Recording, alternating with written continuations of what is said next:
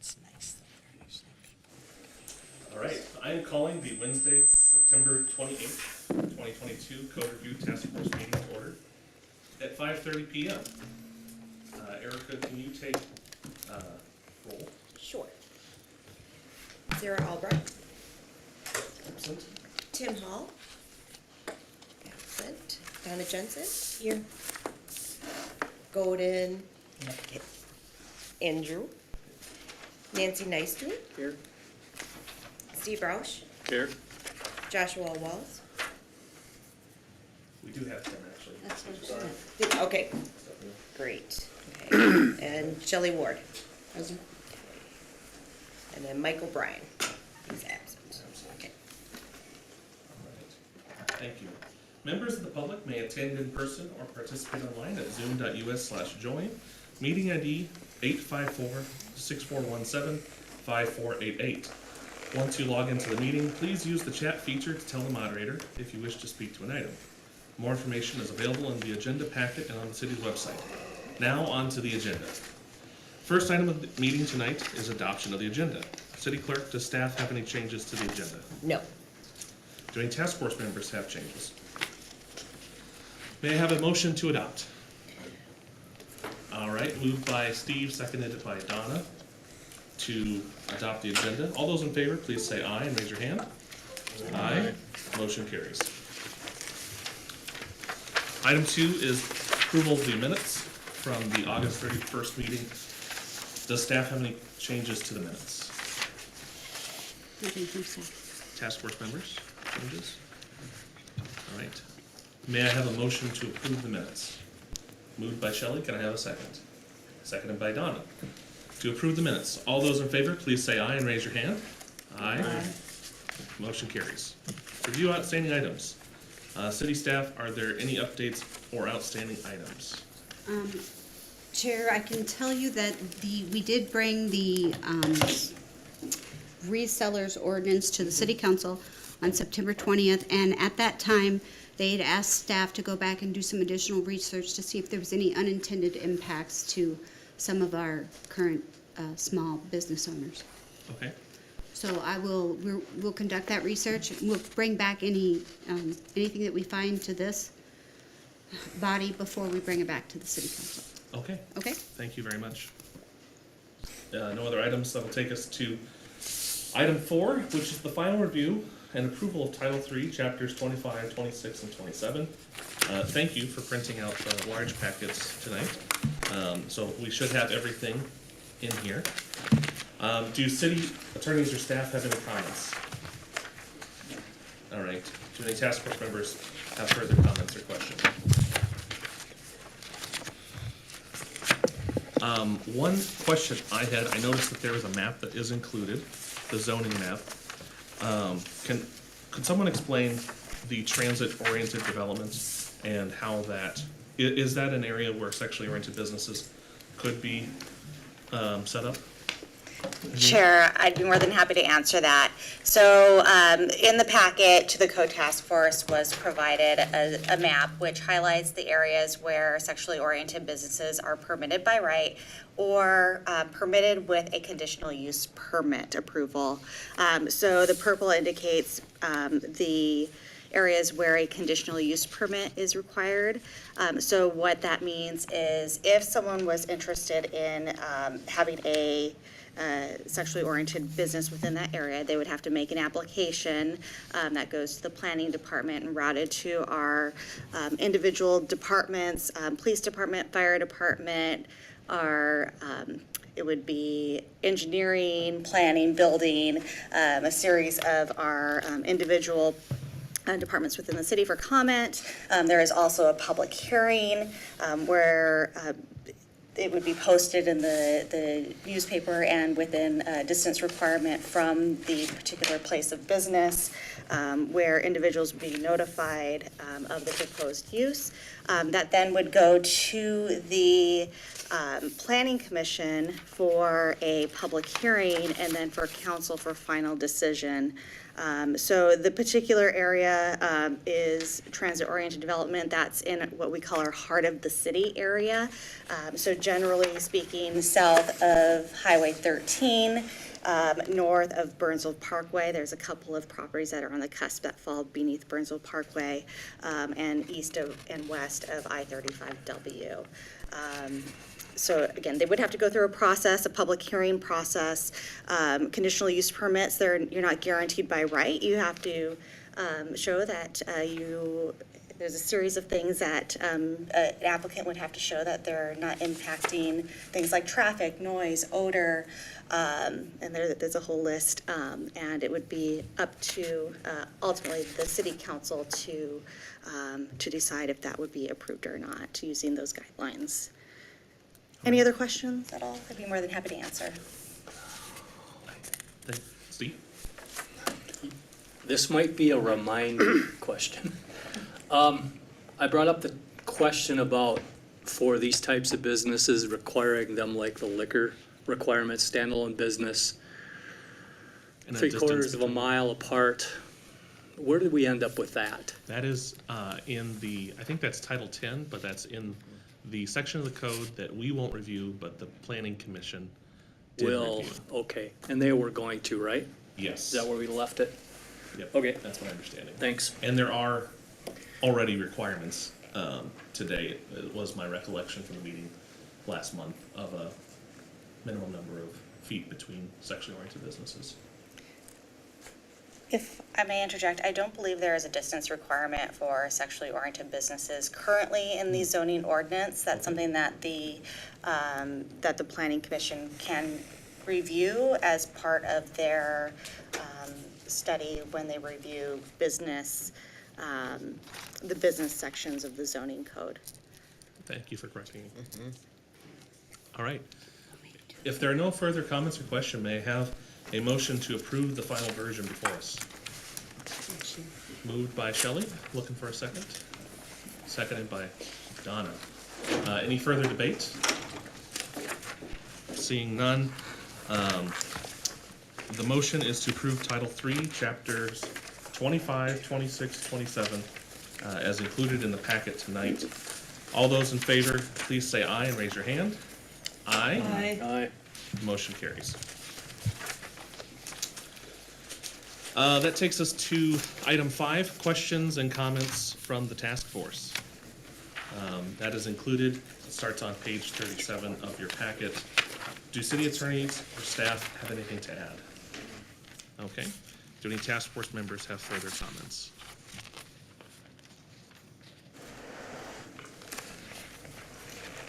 So just to be clear, and I think I got the answer to this already. So, private rentals, rental by owners is covered in a different section. Chapter 31, I think. We're gonna cover that later, You mean correct? the Short-term rental. Airbnb type short-term rentals is a Correct. different chapter, correct? Different chapter, so we're not covering it here. It's actually in the homework section, you'll see. Thanks. Any other questions? Okay, so that'll take us to item 6, which is the review of Title 3, Chapters 28 and 29, which is included in tonight's packet. And that starts on page 45 with rental licensing. Okay, so we have some members of the community that have joined us tonight that would like to speak. And now we'd like to open the floor for them to come up to the table and address us. I think just 2 of them identified their desire to talk tonight. And if you would please state your name and your address for the record.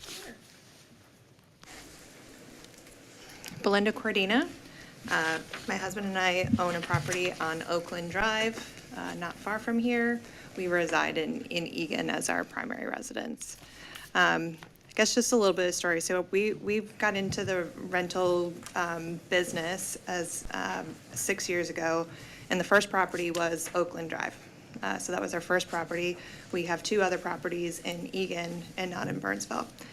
part of the reason, I'll start with this property, needed, some work, and it was an investment for us to not only buy the property, but to get it to a place that would be acceptable for renters.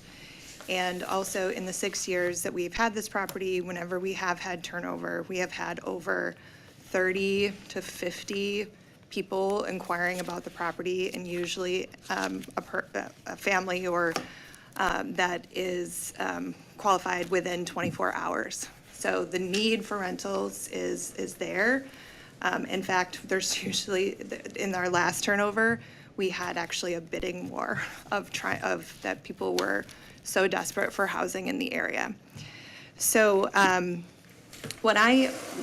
reason why I'm here is that the code for Burnsville is already more onerous than other cities around the area for landlords.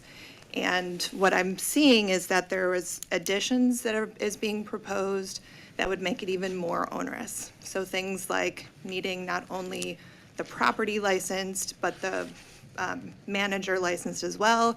And my husband and I, we do this on our own with 2 full-time jobs as well. So, we limit ourselves to 3 properties because we know that's what we can handle, but we do this ourselves. So to then put that additional, fee, and that wasn't clear also in here if there was additional fee. But things like training, we've been doing this for 6 years. We know what we're doing. My husband is very handy. We know, we understand the code.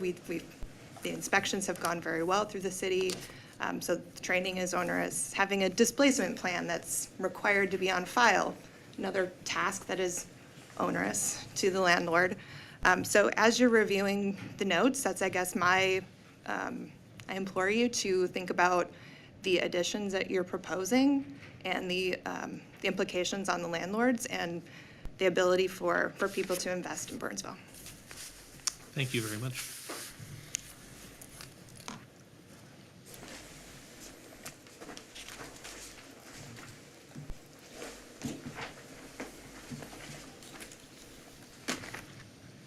Welcome. If you'd please state your name and your address. Hi, Constance Tupin. I live on 307 Maple Island Road, Burnsville. Been here for 100 years. I'm sorry, 40, about 40 years. I've been a real estate and a property owner, a high-end builder. I have done everything, remodeling, with my late husband, who was in construction also for 52 years. I have sold real estate for 52 years. I've been in the top 3 to 5% in the past, obviously not so much now, but I still work full-time. I have worked, one thing I find that very racist for whoever did your study, I don't know where they're getting the facts, but I'm your walk in history. Number one, to say that checking into somebody's history regarding criminal is racist is pathetic. I have been actually jumped and my nose broken, ambulance called and everything because of tenants. There are people that I don't want sex offenders living next to my good tenants next door. And I do complete history checks, but I go beyond it because I've got some connections that other people don't have. It also states in this, whoever did the research, you can read something 7, 10 times. Where they're getting the research is not from the people that have been around for the 50 years as a landlord and realtor. But to say that the problem is normally the landlord is false.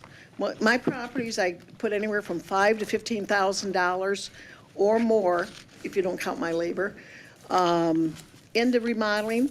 This particular tenant threw everything out in the front yard 3 weeks before she was asked to move out, but I couldn't touch it. It had to sit on a major busy street for 3 weeks, and the day after, it would be the 2nd of the month, the city finally called and says, you got to get it cleaned up. But I couldn't touch anything here, or I wouldn't be able to, by Minnesota law, I wouldn't have been able to keep her deposit. Her garages were full, garbage is included. Another thing, the garage door was split in half. I've got one In Burnsville, one in Bloomington, the tenants damaged the garage door. The one in Burnsville was an accident. To say that a point blank that, you know, first of all, that it's discriminatory, I haven't seen discrimination in the sales in real estate. I did see some when I first got into real estate in '71 in the rentals, but that's not an issue, and it shouldn't even be in this report. Whoever brought it up doesn't know real estate and doesn't know realtors. We have our own ethics that we have followed for over 50 years. As for simplifying it, I agree with her. When this first passed, we were told by the politicians that came up with the licenses that there would not be any fees, that inspections were not required. Within a couple of years, they passed the fees. I went and I asked the city, why do we suddenly have a fee? It's because of one bad apartment building on Highway 13. So every landlord has got to pay for it. I paid $250 for each side of my duplex. All the other cities, I paid $250 to $300 for the full building. So right off the bat, and I've looked it up, if you have a 4-unit, you don't pay per unit, you pay a flat fee. So, you know, some of the things that are already in there are wrong, but I totally agree with her. You can't be adding to it. We need to simplify it, and we need to get down to what the tenants need. And I do not discriminate on any basis. Either that or I would have lost my license and been fined $100,000 many years ago. I've got excellent tenants, but every landlord will get a bad one once in a while. But adding fees on top of everything else only adds to the cost. I have one property that on a duplex, they've increased the valuation $125,000 in 1 year. I just got something from Minnesota Housing today saying they want to limit rent increases. So everything seems to be hit against the landlord all the time, and I think we should have some kind of committee where we can mix the landlords and the people with experience to really find out what needs to be done, because there are going to be some bad landlords, but I would say 95% of them are very good people. But I've been up till 4 o'clock in the morning, putting tile in for people, cleaning up messes. So I take it as a personal insult when I'm working 2 jobs to hang on to my properties to find out that it's the landlords that are not taking care of the maintenance. Because most of the time, we've done it over and over again every time we've gotten rid of a questionable one. I know that we're your client, but these tenants also have to have some way of, we couldn't evict anybody for 2 years. One, right now, I owe $1,800 in a water bill because I couldn't evict her. That money's gone. It's just like if someone went to my bank and stole it. So let's simplify this rather than try and complicate it. Because I'm a good landlord. I've been told by certain other cities that I'm one of the best they have. Thank you. Can I ask you a question? Thank you. Oh, yeah. You I want were- to know you about were- occupancy. You were referencing a report? What report? What I put down was, in fact, I have it right here. It was done by an independent company. And I guess that's really why I'm here, is their comment about, you know, they were talking about, oh, it's the, here it is. Number 8, 3-2811B, how does work in cases where residents are not caring for the property? Usually, this isn't tenant created scenario, but the landlord would have remedies for not damaging your property. They're blaming damage on the tenants. Whoever did the study, okay, Campbell Knutson, who's that? Okay, so you're referring to That's, the yeah, I've read that memorandum. about 3 times. Okay. He says right here that he or she, they're talking about, let's see, rental code and fire, and I did ask, and I still want an answer on what is the occupancy rate, but failure, okay, right here, this is a good example. So, She's looking at page 38. It was the whole Number- Campbell number one. Knudsen report, I thought okay, it was, 328-1E. that was one of them. So just to give you some feedback on what you're reading.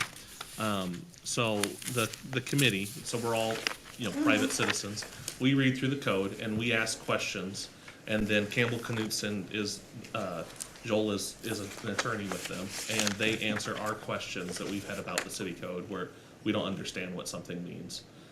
So this is their response to our collective Well, it makes questions. sense, but So that you're- person's not in the real world. So you're speaking specifically to point 1, 328(1)(e), and the rental code incorporates other standards, and those dictate various Correct. aspects. Okay. That was one of them, and then he mentioned that, when it comes to penalizing, they got into crime and this type of thing, saying it was racist if we. Where does it put say? those- Where does it says say the right word here. Give us racist? the reference. That'd be 38-2811. 38-2811. I'm concerned Number this seven. section is overly vague and harkens back to the race-based policies that penalize minorities. In other words, he's saying that crimes are committed by people of color. And I would guess that, the majority, I would say right now, I have less than 10% of my tenants are of Caucasian, let me just say it that way. If somebody's a criminal, I wanna see what their criminal background is. It's not being racist, but I'm not gonna put a pedophile in with a family next door that are raising some nice children. So I mean, I just felt that this report or whatever, his answers were a textbook and not reality. Page 41. 1, 2, third paragraph. On page 1 of the report was the first one. But like I say, they talk about the fire code, but they don't mention how many occupants. And I just had that question come to me today with a tenant. But they're talking about the work in here, and they're just saying, he's blaming it on the landlords, the damage. And there's more damage from tenants than there ever is from 90% of landlords. Yeah, and I want to be clear. So what our group, our citizen task force group, makes comments and asks questions for our city attorneys to answer, and Okay. these are those comments and answers for that. Right, I understand what you're saying. It's more like just trying to understand what the intent is behind certain sections and that Okay. type of thing. Yeah. Thank you for clarifying Thank that. you. Maybe one more question. You said we're adding to the code. Could Yeah, be- you really are, if you look at it. And this should be just simplified. Basically, if it's a bad landlord, they should, Yeah, give us the reference. 328.5D and 328(5)(d) and E. E. D as dog and E as an elephant are ads and quite Page 50. onerous for landlords. good one too. So that is training as a condition of licensure. Licensees and their designated property managers must attend the city's annual rental license programming training. And then property manager required as a condition of the license. Licensees for residential buildings or non-resident property owner licensee must appoint a property manager licensed under this chapter. Okay. I had one more Thank you. question too. There was the one, if I can find it quickly, where if they come out for safety equipment and they can charge you $200 for each violation, at every inspection, the smoke detectors, carbon monoxide detectors, all those things are working. We have tenants that remove them. So for a landlord to get stuck with a $200 fee per smoke detector that's been taken out is a real problem. That's 328.11D as in dog.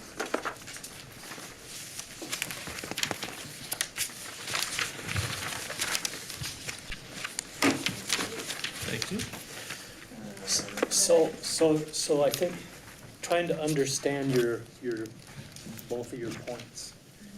So it seems like what you're talking about is, the tenants are doing things to adversely impact the property, and when, you have a transition, you have inspectors come in or whatever they do, and they check things. Well, I do And all then my there's own properties. deficiencies, and beyond just correcting the deficiencies, there's penalties.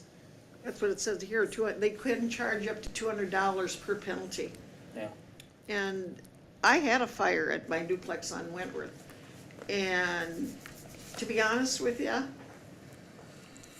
it was a cooking fire, it was a pretty serious fire. I don't want anything to happen to my tenants.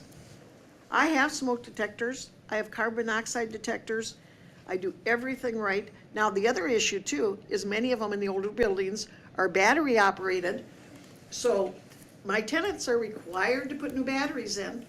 If they don't do it, I'm not gonna know at my house that there's a battery missing on, carbon monoxide. They're supposed to be good for, 10 years, but I typically replace everything after 5 years just to be on the safe side, because they're not that expensive to buy them. But if the tenants remove them, we get penalized $200 per smoke detector.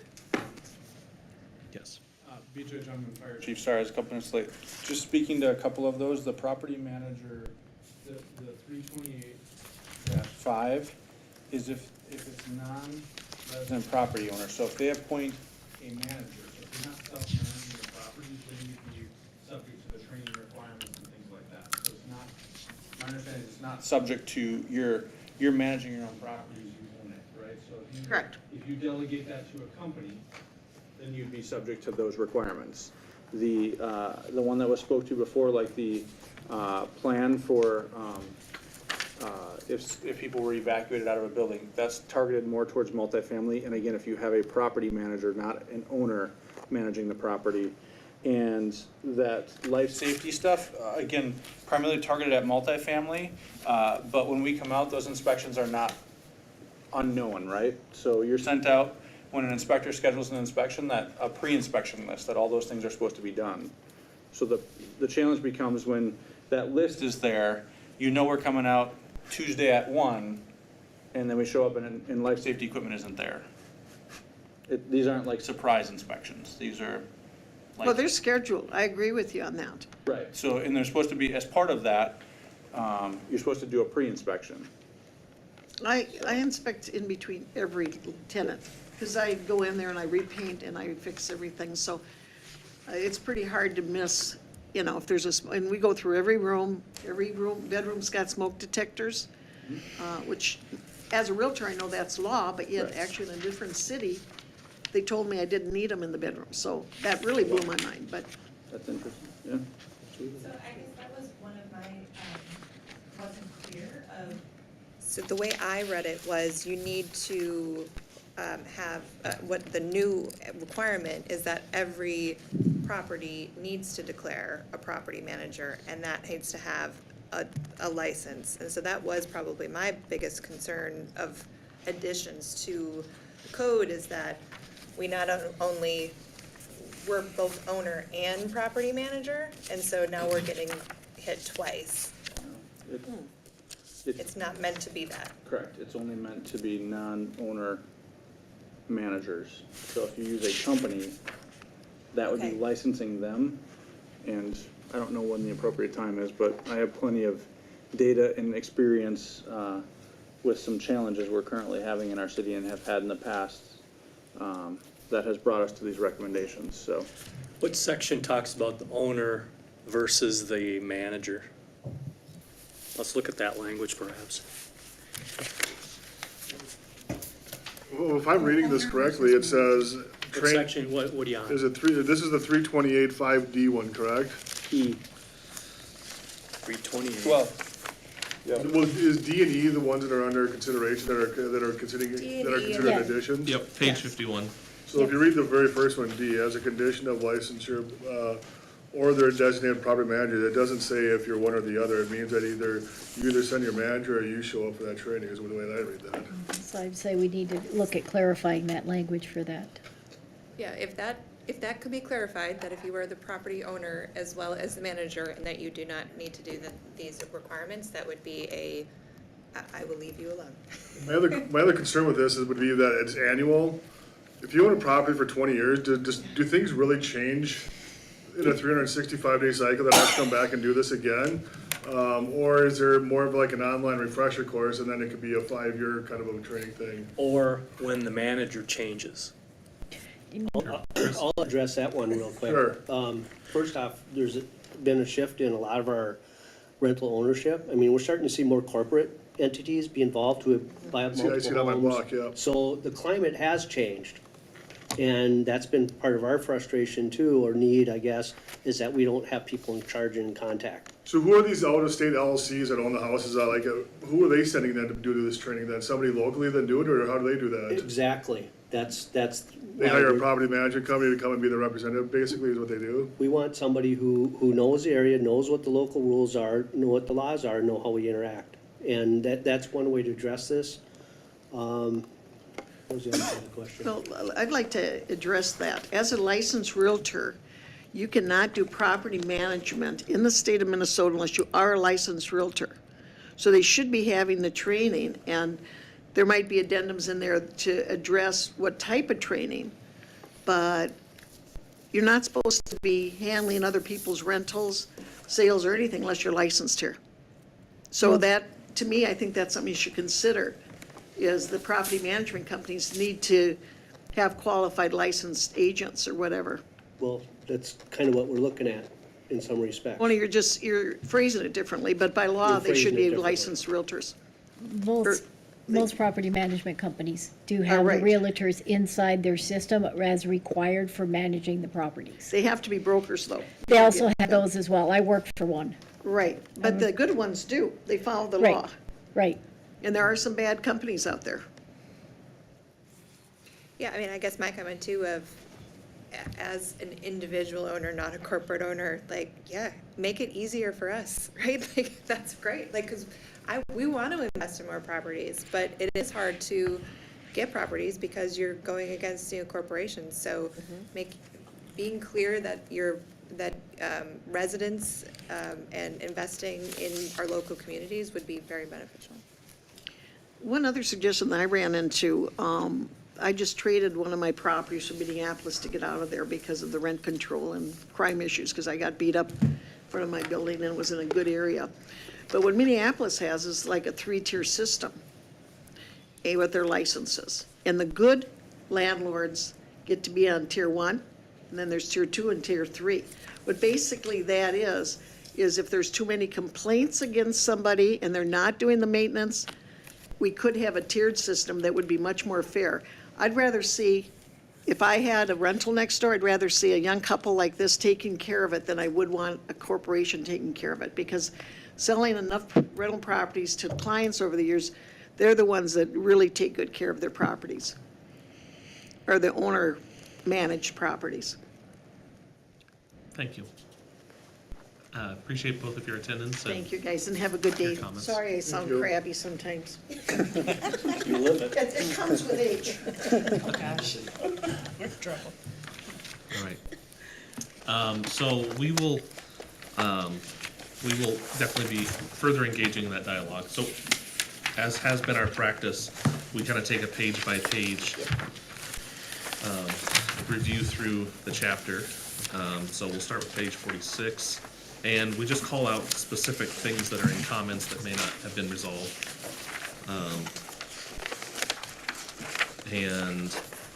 I think that, I'll just jump right to page 47, because I see a couple of changes. It doesn't appear there's a question there. And now we're in the definitions section. So if someone has something that they'd like to call out, as we're looking through the definitions, which carries over into pages 48 and 49.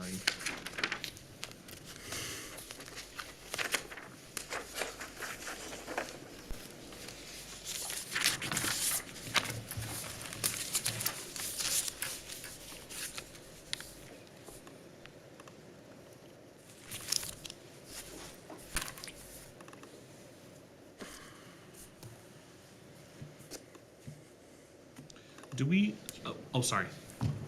I didn't know if you meant just call it out or Yeah, wait. well, when I'm looking head down, thank you. Go ahead. I had a question, actually. I saw that we had a definition of occupant, and that we were proposing some edits here that don't necessarily make sense to me. But also, I didn't see that occupant was actually used as a defined term in the code, and I'm wondering if it's needed or if I just missed it. That's a good question. Thank you. What change didn't make sense about the definition from Well, Ann an Board? occupant, I mean, somebody eating at my house does not make them an occupant as intended in the code. Sure. And the change from and to or. I think that this definition needs to be redone if we're gonna use an or. Something that implies that it's a regular ongoing thing to indicate occupancy. Okay, I just don't think the definition is right with the or in there. okay. But I'm not sure if it's used or honestly if it matters. I think we used resident more than. Joel, do you have an opinion on the definition? I think she raises a good point. We'll have to check as we go through subsequent edits whether it causes a problem or not to switch the and to an or. And what the application is in the code for the defined term of occupant. Off the top, I can't make a Okay, recommendation or respond to the issue, but I think it's a good point. okay. So if we don't see that the term is used at all, then it's moot. And I guess I would just ask a general question. You know, if I have a friend sleep over at my house one night, or they come and cook me dinner, let's use that one, then they become an occupant. Is that our intent with that definition? I mean, as opposed to like a definition that would say for so many days or some percentage. But that's more of a, if I may, that's more of a business decision for the people managing their properties rather than us putting it in the code saying, you know, we're saying, because some may have 2 weeks, some may have 10 days, as per their lease agreement, that after 2 weeks, you need to apply to be added to the lease if you're within the occupancy guidelines that that particular ownership or management did. So that's a slippery slope for putting anything in there for suggesting occupant that somebody could go back to city code and say, well, I live and sleep there, I'm an occupant, city code says it is, so guess what, you can't do nothing about it. I don't want to see us doing that to management. And I've been in this long enough too, I've been in it 30 years, that you're gonna find those few that find that wording, and boy, when they get the right one with them, it makes it a mess. How would that impact somebody's lease, though? I'm failing to understand the connection. If they're classifying an occupant on city code, they may not be able to take it all the way, but they may be able to argue enough to give you a problem where you got somebody living in that unit home that shouldn't be there, but they're gonna come back and argue this. You get the right assist legal aid or whoever with them on it could delay that. And they're really, if it's not needed, there doesn't need to be in here. Okay. Because then that opens up, and I don't want to open up that can of worms for anybody. If it has a purpose and it has something later as we find it, great. But just to be in there without any purpose doesn't make sense. Is it usually because particular size units are limited to a certain number of occupants? Yeah, the standard in the industry, it's not for everybody, but a good standard is 2 per bedroom. Is what a lot of the property management Right. companies And do is. people, I would guess, tend to have more people in their unit than perhaps are officially allowed, so that people would not want to be considered an occupant, but. Right, and it's a lot more difficult for property management to say, you live in this house, you can't use mail anymore as proof that they live there. There's a lot of things that have changed, so it's more onerous on the management ownership to say, this person is here, but how do you? So to add to that for that would, since that change came out about since 9/11 actually, when that came through, so that makes it harder. So I don't want to make it harder for the ownerships in any way, shape, or form, or the managers that are doing it. Okay, Chris? I was gonna say, just to be clear, there's occupant is used in a lot of different legal languages, building code, fire code. So there's no, you know, there is a definition that we need to have in there. As far as the occupant loading goes, which is what we're kind of talking about too, that is set in all the, including our property maintenance code, square footage, everything else. So I would recommend here that until we really see where this is being used, what context it's being used, we kind of look at that in further detail. I think that's a fair point. Tim? You said that in other bodies of city material, there's a reference to occupant. Do those have their own independent definition of occupant, and is it consistent among all the literature? The I codes, as we call them, the international codes such as fire code, building code, and including our property maintenance code, are unified in their language. That's the theory behind it. So then, does this definition of occupant deviate from that definition?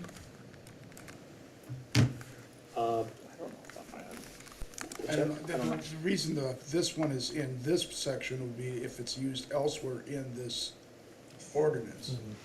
And I don't have the capability tonight to do a word search for this title to see if it's used. I mean, obviously occupancy is used elsewhere in the code, I know that, but I don't know where else we put and use occupant in a capitalized fashion.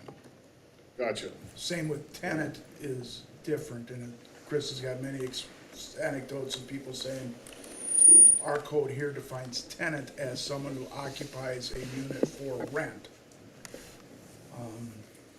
But I don't know where, as I indicated, we'll have to, as we go through this, keep our minds attuned to the use of the term tenant, occupant, and person, and whether that's the right terminology for that particular paragraph or sentence when we get to it. Yeah. Shelley? When I'm looking at it, I mean, the word occupant only this definition of it only applies to this chapter. Right.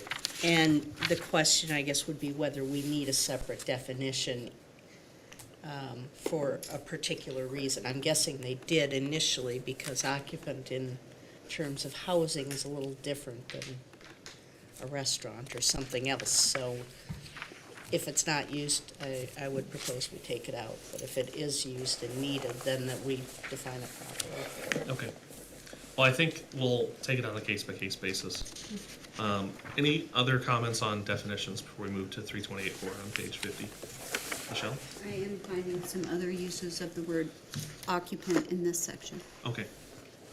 Just doing a quick search.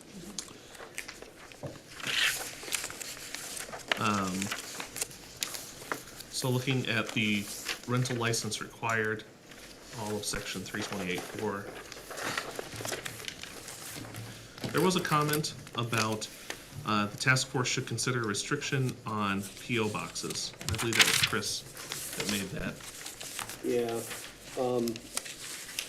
What has happened a few times is when we ask for people's licensing information, we don't have a mailing address.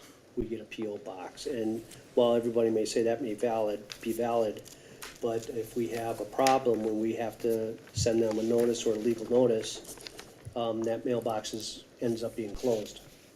So we have no contact information, we don't know where they went. And that was part of the purpose of having that in there. Okay. I personally think the change to restrict PO boxes makes sense in light of that. So you would propose a physical address other than a PO box in the language? Yeah, we do have a lot of problems with that. Not surprising. Michelle, is that a note that you can take to change the language in A? Or is it already there? Sorry, I was. Oh, but not post office boxes, I'm sorry. There we go. Okay. Should be set on the provisions below. Okay. So there was the discussion on, so if we move to 328.5, there was the discussion on who do these sections D and E apply to? And do we feel that the language here is clear to distinguish between, and I think, is owner-operator the right phrase versus property manager? I'm sorry, I didn't know we were moving on. I have a question about 328.4. Sure. A. I understand there are perhaps issues with out-of-city, out-of-state rental owners, but isn't this rather discriminatory that we tell them where they have to live in order to be a non-resident property owner? Are you referring to the emergency contact requirement? Well, no license shall be issued or renewed for a non-resident property owner who does not reside within these particular counties. I mean, if we're talking, Oh, I see, got it. you know, Would it the- seems discriminatory to me that what if they live in Rochester, Olmsted County, and, Then the unless would apply. You have to- Pardon? You have to continue to read through it. Unless such property owner designates in writing to the. I'm sorry, city- I can't hear what you're saying. Go to the fourth line. Unless such property owner designates a contact person or manager. Who does reside within there? Correct. And is that not also discriminatory? I mean, can we, It is. Someone can't be an absentee landowner without designating someone that staff can contact. That's correct. and the city is allowed to do that and say that? Is that a common occurrence? Yes. All right. So, has there been any problem with this, or just assuming there could be problem? I think Chris has said that we've had a lot of problem with it, but Yeah. Chris, would you like to provide context? I'd actually defer that response to the fire chief. Okay, We have significant problems getting a hold of people when we do have incidents at places if they don't reside closely. If there's no one around and at 2 a.m. there's a problem and they don't live in the state, trying to get a hold of people locally has been challenging. And actually farther down, we talk about designating emergency contacts and things like that and people that can respond because it's problematic and we have to stay there until we can turn it over to a legal owner. And again, that's problematic, and it's also, I would say, somewhat correlated, at least anecdotally, with the maintenance of the property. If they don't reside, if there's nobody responsible for that property locally, how often is it getting checked on and being responded to? And it goes back to our comments earlier about some of these corporately owned properties that we've come across in the recent past, so. So we're talking about two things, I think, if I understand right. One is a manager who should be within 75 miles, and an owner within these, should be within these counties. It's kind of what I understand the two paragraphs imply. It's an either or. Either or. Either the owner or a designated manager need to live within Has to be 75. within. Yep, they don't both need to, just one or the other. So if I change the whole thing to say that the property owner or the manager should be 75 miles, then the bottom part, can we eliminate the whole thing?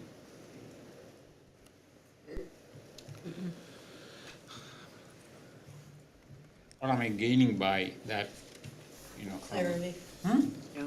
clarity. Without that, there's a complete lack of clarity. What is that? If you say that you have the property owner or the manager has to be within 75 miles, doesn't that clarify? I'm just asking. It's that you're talking about the first sentence, but the bottom part is talking about why and what they need to be available for, and that clarification is Right. important. Yes. Yeah, okay, Yeah. so can you avoid then the residing, all that kind of thing out? If you say it should be within 75 miles. And leave 1, 2, and 3? Because essentially what the city wants is somebody to contact within a certain distance. And it can be a manager or owner or a designated manager. But the list of counties is immaterial, isn't it? I think we're talking about two things. So Yeah. we're saying that for every That's what I'm- applicant, property owner, and licensed property manager, that they have to have contact information. Then we're saying that the emergency contact person must reside within 75 miles of the licensed premises. And the emergency contact person might not be the owner. I'm not sure if they'd have to be then the licensed manager, or if they could be someone else. I would assume they could, by the vagueness of the statute. And then the next section says, no license will be issued or renewed for a non-resident property owner. So help me understand the non-resident part, meaning they don't live in that dwelling? Yeah, correct. Okay, so they don't live there. So a property owner or rental unit who doesn't live in one of the metro counties, basically, unless they designate in writing a licensed property manager who is responsible and empowered to do 1, 2, and 3. And I think, back to BJ's point, that requiring them to live within the metro, because otherwise, how will you know what mechanism is there to keep the property managers doing 1, 2, and 3, receiving orders, accepting services pursuant to law, and receiving notice of violation? Yeah, that's the definition of the property manager. But doesn't the distance itself make the definition enough so that the city can contact the person within that distance? That's all I'm saying, just, I think there are two different people involved here. One is the emergency contact. The other is a property manager, and they have different requirements here, and that's okay. It could be the same, but They it could be where they there's could a be the different same or person different. for Yeah. the emergency versus so. Why don't we just make them both 75 miles and get rid of the counties? right, Because you could live in Rochester and That's- come up to Burnsville. 75, it's less than 75 miles. Chris or Why BJ, have- do you have? Why have two different sets of words in two paragraphs that basically mean the same thing? Pick. Well, I don't know if I like that, but, You don't like people from Rochester? I live there, come on. I got no problem with people from Rochester. I'm trying to think through that on the fly of. All right, but Of the. we don't need more implications of that. complexity is my point. Yeah. that's exactly what I was All right. thinking. that- Yep. Because all the city needs is somebody to be contacted who's responsible for it within a reasonable distance. Correct. County, which county, who cares? But as long as it is within that distance. Probably Michelle? get it quicker from Olmsted than you would. So I guess I understand what you're talking about here, because using the counties, it can be kind of restrictive. I'm thinking about if you live in Northfield, not that far from here. Correct. You could live in Rice County and that's not listed. Correct. And should that be, it's much closer than Sherburne County, Correct. so maybe that should be looked 75 at a little miles. differently. That's what We don't care. we're just, That's what we're just talking about, and discussing. as I'm digesting this, yeah, I think, I'm guessing this came from looking at other cities, because I believe this is a common list Yeah. of other cities, but I think if we adjusted that first sentence, just to say, one who resides within 75 miles of the licensed premises, take out the counties and leave the rest. A clarifying point, Yep. do we preclude people living in Wisconsin? I mean, we're certainly less than 75 miles. Again, I think that should, as long as they're within 75 miles, Yeah, I that don't think it's- would not preclude them. Right, it's just the distance that we're saying. Okay. Currently, obviously, we do.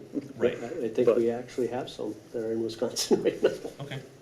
So it seems like the consensus I'm seeing is, let's strike, starting on line 2, one who does not reside within the counties of Hennepin, Ramsey, and Oka, through the rest of the list, to property owner, principal owners must live within 75 miles of licensed premises, identical to. Or the- have somebody designated, yep.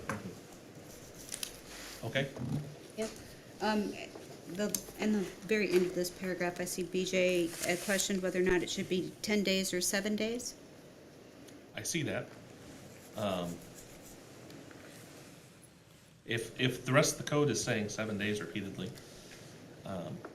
then 7 days seems didn't- fine to me, I didn't notice that it did, but but maybe it that's does. what he's saying, like many provisions below. There's a lot of other notifications that are 7 days in the code, so. I would add also to that, that's a very, very, very common occurrence, that we don't get notification. So, again, we're back to that situation where we can't get a hold of people. Yeah, frankly, it doesn't matter if it's 7 or 10, it's clearly non-compliance. Exactly. Yeah. It's just easier for us if it's If similar. they're uniform amongst them saying they're all 7, Yep. it makes it easier. Agreed? Do we fine people if they're notifying you on the 8th through 10th days or anything? No. So this is just an Typically- enforcement for future? typically we find out because we can't get a hold of anybody, or the property sold and we didn't get information on it, we have a new owner. And just the sheer magnitude of the numbers makes it nearly impossible to do it. Okay, so I think that'll take us to 328.5. So I think now I'm back to I'll say my confusion as to who exactly, let's just focus on D to start with, but who exactly D applies to. Correct me if I'm saying this wrong, VJ, but I thought you said the intent was for non-owner managers, that they should attend the annual rental license. That's who currently has to, and that was my understanding of what we were looking for. Right? Okay. Chris, am I misspeaking that?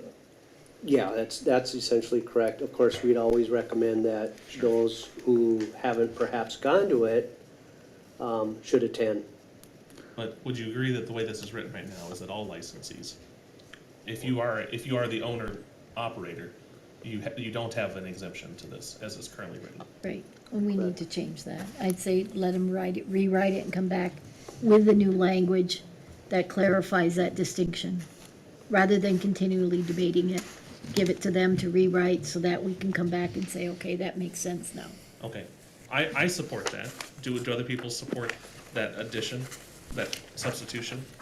I'm not sure, I want to Okay. understand, I mean, I heard you say it was burdensome to an individual, but do we have any required training that somebody must go through once to become licensed in the city, and not necessarily an annual requirement? We do an annual training, where we want people to go. It's primarily focused on the multifamilies, but certainly, the single families at some point could, it affects them too. Is it required? Not necessarily. We encourage people.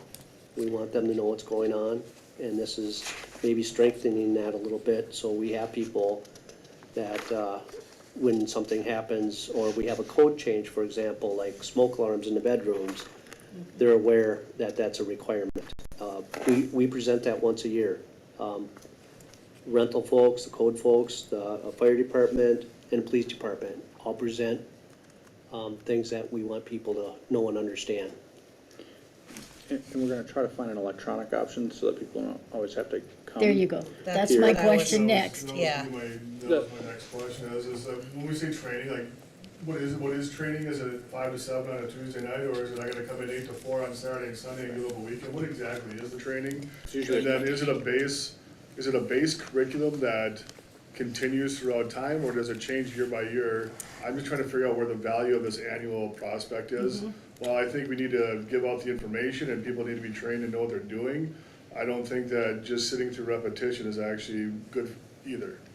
Yeah, I would tell you that we generally, some of it is good reminders of things every year, and a fair amount of it changes as we see things evolve. What are the trends we're seeing?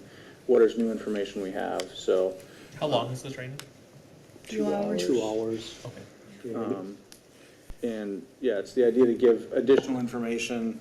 I believe it was required every 3 years. It wasn't tied to managers, and part of our licensing managers in here is they may change over multiple times in a year. And In a month. Well, yeah, in a month in some cases.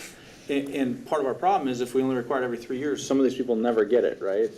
And it's become very problematic because they're not engaged, they don't understand the process, they don't understand the things they need to work on. So what your contingency really is that you'd be satisfied with the clause in here that says that whoever is your current emergency contact has had to have whoever your contact is has had to have the training within the last 3 years. Now if they change it over all the time, then they're gonna have to send their property people there every single year. Well, it's the property manager, and we wanna make sure that they regularly get it, because things do change, right? Right. And that's part of the regularity of making sure that they get the information. As a property manager, it's worth my time every year to come in for those couple hours. Yeah. And it's good to see your fellow managers when you can. So there's a face to who you are, and we can air a little bit of grievance here and there, you know, and get to know, and what are your challenges? Because if I'm having a challenge, maybe somebody else has a good solution. So it's also a good networking in addition to the updated information and for any changes as far as that goes. So it is value to it, but I believe the electronic one would be good for you guys that couldn't get away during the day just to have that. Because you're also gonna have access, because they give information out, like if you can apply for grants for fire stops, which are amazing thing to have above your stoves in case of a stove fire. It's unbelievable what they can save. And they're about 50 to 60 apiece. So that information is part of that training and is very valuable for everybody to know about and get reminders on. So I think our consensus is that we'd like the city staff to modify the language to clarify that, I'm sorry, maybe, No, not in consensus. oh, not a consensus. Okay, well, how close to I'm still consensus are we? questioning, I need more information to reach consensus. Okay, Because I want to be sensitive to our property owners here, but I also, as a resident of the community, do not want to live next to somebody who maybe has not been trained and doesn't understand this stuff. I don't know that I need them to be trained annually, but I do believe they need to receive updates on communication from the city through another means. But I don't see why we wouldn't train all licensees at least once. what if we use the phrase, instead of must attend the city's annual training, what if we said must complete the city's rental license program training? And that would state that they must have done it at least once. But you're not accounting for then the changes that come moving forward. Because if I've been with like I've been at my property 14 years, let me tell you, there's been changes in 14 years. And if I only did it when I initially came on, I'm not gonna. So I understand where you're coming from on that, because annual does seem burdensome to some, but you're not requiring the whole. If, for us as property managers, I'm a small property, so it's just me. But on other properties, you have property manager, assistant manager, you have your caretakers, you have your lead maintenance. So there's somebody in there that should be allowed, maybe that's the thing, to allow them to attend and sign off on it. So maybe we don't totally restrict it. Yes, you want your property manager there, but there's other teams that may be able to get to it so that the annual is not quite as burdensome as one might think. Is there a charge for this training? Nope. No. All right. So it's a time burden. When we say annual, is this something that the city does like once a year, like one day, or does it offer like once a month and you can come throughout? No, our goal is to offer it in person once, record it, and then offer it electronically. Gotcha. So that, obviously, we can't require everybody to be here at the same time. It's just not realistic, but with technology and Zoom and things like that, there's lots of ways we can offer that, so it's not here and now and that's it, so. Sure. And we're seeing this across some of the other licensing genres too, where they can do an optional online training, certificates, all sorts of different things. So we're trying to make it flexible.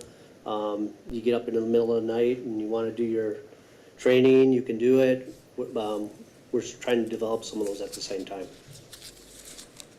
So what if we change the verbiage to say, as a condition of licensure, licensees or each designated property manager?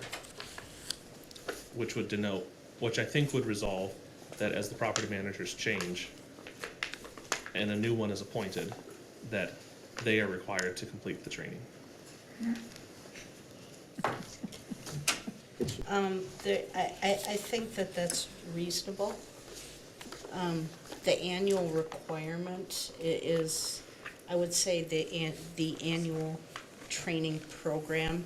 And I think the city could be very sensitive to people's time here, especially for our individual property owners who you heard from this evening, because they maybe don't need all the basics again every year, but they do need the new information and updates, and I think that they should have that in a convenient form. What if you only require the individual that owns it to attend once and any other property manager to attend annually? I think, I see mixed responses from our visitors here. I have the advantage of looking at them. Constance, you have a, Can I ask, first of all, can you come here? can you come to the Yeah. desk, please? There's a couple problems here. First of all, these licensed agents, they're with property management companies, are getting continuing ed every year.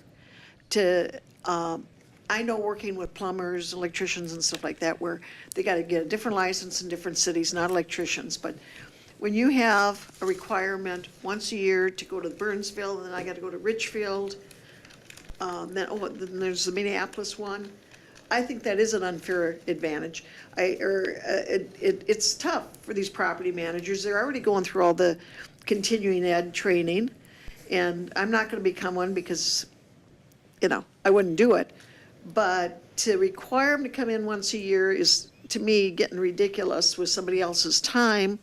And even to say every time there's a change, there should be some type of uniform continuing ed or something that the cities could put together and then give us the different rules for Burnsville, the different rules for Richfield and Savage, et cetera, like that. But to be saying every time there's a change, they gotta come in, or they gotta come in every year. There's other cities these people are involved with. They're not just working with Burnsville. And like I say, I'm not gonna be a property manager, but I can see what a burden that is with all the other education that these people have to take. Tim? Does that make sense? Yeah, it does, and that actually was part of my next question, and I'm glad you brought that up, as I wanted to play the naive card, and I just wanted to say, what do other cities do around here, and what is their expectation? And you mentioned Richfield and you mentioned Minneapolis, but do we know, are we mirroring this as something as a community around here, or do we know what the other cities around here do in this situation? I was just wondering. I can't speak to that, but I can speak to the fact that it's not necessarily, my property manager isn't coming to these annual trainings.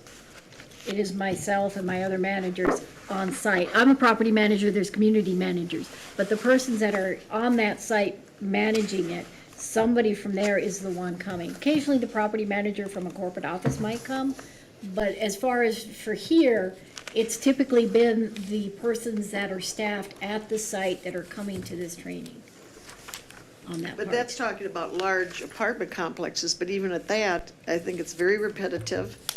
And I'm just an outsider in here. If I decide to spend most of my time in Florida, which would not be this week, I'd probably assign one of my sons to be the emergency contact. But the point is, for people to be required to come in for a 2-hour training, if you want training, then put it online. They don't have to physically be here.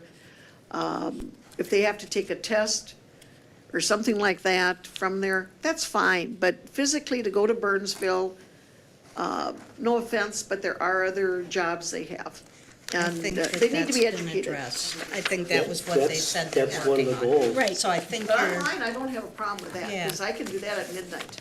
Well, and I think the concern that I'm hearing is these professional property managers need to understand the local community requirements. And frankly, they're professionals who are doing this and obtaining licenses. I have to get licensed every year, and I have 50 states that I deal with. And I understand redundancy and burden and all the continuing ed, but it's part of the job. So for the professionals, I don't think it's a inappropriate Well, it would ask. be, because if I was a property manager and I have to go to 4 or 5 of these classes that I've already got them, I probably know more about property management than almost anyone other than Donna here. And to me, it's just so, because I've taken a lot of classes already in property management, just for my continuing eds. And they're gonna supersede what you have here. When I had my fire, they got a hold of me immediately. I got to sit in the fire, first the emergency, I suppose it's an ambulance or whatever, then I got to sit in the fire truck and they kept me separate from the tenants.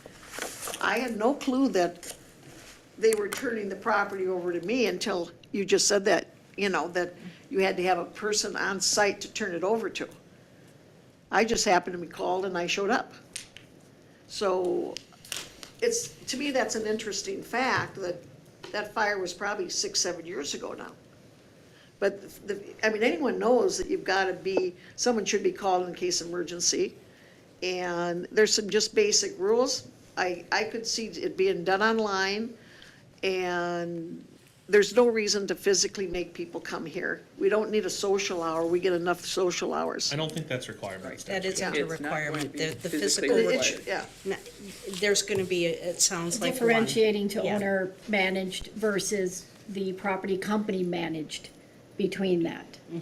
Is But, what, but that doesn't notwithstanding, make sense. the ordinance doesn't require, I mean, attend, I suppose, could insinuate that you must come in person, but attend commonly means that you must just complete as well. yeah, I don't have a Complete. problem with it being electronic, but I have, it was the physical part that it just doesn't make common sense on use of our time. Yeah, I don't think that that's specified that it's in person, so I think that's, Can we just clearly call it out as we rewrite this, and just say Complete, that yeah. it's either in person or online, and just very, very, Well, I think if we Clear just say complete instead of well, attend. attend, or, well, leave it in person or Successfully complete. online. Because you have different learning styles, you have Sure, different people things but we on don't it. want to, we're crossing between statute and policy. And so what we're saying statutory is that we want them to complete the training. If the city wants to offer it 10 times a week, Okay. that's up to the city. I think they've expressed that they're going to do it virtually, which I think is their desire, because that will speed the message out and give more opportunities for people to do that, in addition to I see doing what it you're saying. quarterly. But I don't think we should dictate, and it hasn't been our practice to dictate the policies of the city, right. because it's just too burdensome for everyone then. So, are there objections if we alter the word attend to complete? Okay, so that looks good. And then, how are we feeling about do we want something to call out each designated property manager, or leave the designated property manager as is? To clarify the situation where property managers change over. And someone says, well, I was licensed 5 years ago, and my property manager took it then, but it's changed 80 times. You have to renew your license annually, if I'm reading this right. Yep, So- it is annual. That makes sense, that the When you renew it, you have to, I'm sure, training complete would the be part of information that and. Okay. license renewal. Okay, so then, Question. yes, Do other cities have annual, or is it every 3 years, or what's typical? Okay. I'm not aware. Well, we're better than Egan, so. Well, in this case. I'm not aware of any that I have properties in. Really? Chris? I'll try to answer that, because I've worked in a lot of different cities. Depends on resources. And, usually what it does, it's combined all the things that affect their property managers. Will involve police, will involve fire. We'll give that message, we all work together on this. Some have very formalized programs, and some do not. That's all I could say, they're all over the place. Locally, I'm probably going to stick my head out on a limb here and say Burnsville's probably got one of the more robust licensing programs for anything in Dakota County.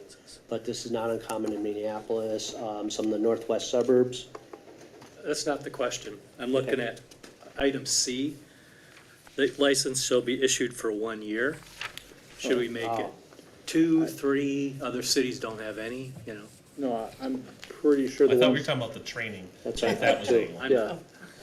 yeah. I get that, but the rest of us didn't. Okay. Yeah, training's fine, every year's fine, but how often do you want them to relicense it? Seems like a lot of admin. Yeah, I'm not aware of anything outside of an annual, but I haven't done a ton of research, just talked to some of my colleagues and. I think it's just the inspections that might have a different rotation schedule for that, but I believe, there's different fees, but there's still an annual on that for the license in other cities. So with respect to D specifically, is there objection to the phrase, to the word annual in the sentence? Okay, so my last question would be, do we think that this sentence is clear enough to distinguish between, well, I should say, do we want to clarify between an owner not having to take it versus property managers taking it? Because I think that was Belinda's point, is that she thought that owners shouldn't have to take it, but property managers might. Yeah, and I am in opposition to Okay. removing owners from that. I think as a responsible property owner, Okay. that you can complete an online or an annual update to ensure that you're responsible with your property in our community, just because so many people aren't. And I understand that, yes, when you own multiple properties, it can be burdensome and you take these things on, but I don't think an hour or two commitment annually is overly burdensome to obtain a license for anything. All right, Good with that. okay. I would agree with everything there. My only concern is that if we go back and then the city just doesn't, and they say that we're kind of going down that path, but unless we to your point where they want to say to complete it, my only problem is that we have our intentions of doing the online, but nobody's actually put the online or in motion.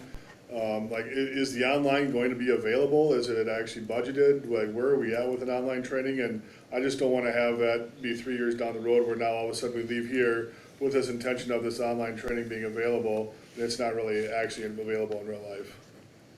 I would say we're evaluating our options because there's a few different ways we can go about it, but it's as simple as we can publish a YouTube of a Zoom link of a recording and then just have them complete it and, and answer a questionnaire of a couple questions and it can be as complicated, and it's not even complicated, it could be as formal as we have a learning management system. That's what I was wondering. Where you watch the video and it has the quiz in there and you get a certificate at the end. So we're trying to evaluate the best route, but what I can assure you from an operations standpoint, it's in our best interest to have it online as well.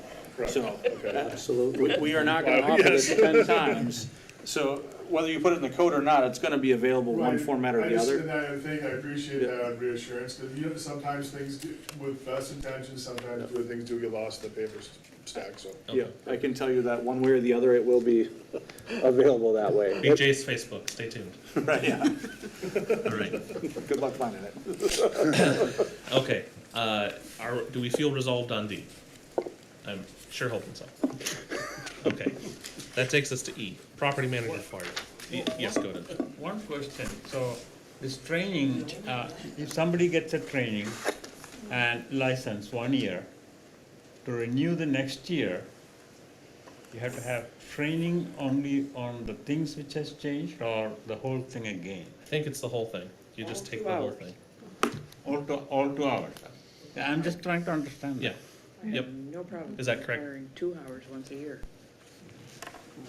Is that correct, No, BJ? that- What's that? I'm sorry. That Yeah, that it's you don't just take same an course. amended training if you took it No. last year, you take the whole training. Yeah, the updated information's integrated. It's not like it's a Sure. separate breakout, right? Yeah. I mean, it's all part of the curriculum, so. So it's the code or requirement as it is this year. Yep, And next year, if there's no change, right. you still need to take it. Well, it's not just a code change, it would be if there's any policy change or any other state law change. So it's not just if someone updates this document, it would be for many reasons that the Yeah. city might change the training. I can tell you, there's never been 2 years that are exactly the same. And we've been doing this a long time. There's trends that happen in this town that we speak to. Yep. And prevention techniques to get ahead of some of those, so we don't end up in bad situations. So I can tell you, as long as I've been involved in this, that there's no 2 years have been the same. That's nice to know, to be, being a resident. Yeah. Thank you. Yeah. It's not like OSHA training. No, Which is required That's by the law same. as well. And you have to take it every year, even though it doesn't change. Yeah, yep. Okay, any discussion on E? Chair, I think I've got a note here that we need to clarify this to make it better understood that, the property manager is not required if you're an owner manager. No, I don't think that's. No, we where do Is not that wanna- where this was? No. No? No, the only change is from attend to complete.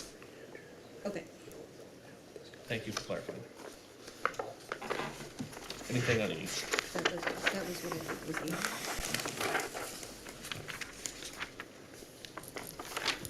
Okay. Then let's continue and jump forward to 328.6. Unless there's something in F through K. Let's see. I think we just said that we don't have any concern with it. Would you remind us, what specific concern do you have? It says that you must have a property manager. So I thought we were going to clarify that if you were owner managed, you do not need a property manager. Versus not, okay, so that's where terminology is important. So a you would be you are a non-resident property owner, Correct. licensee.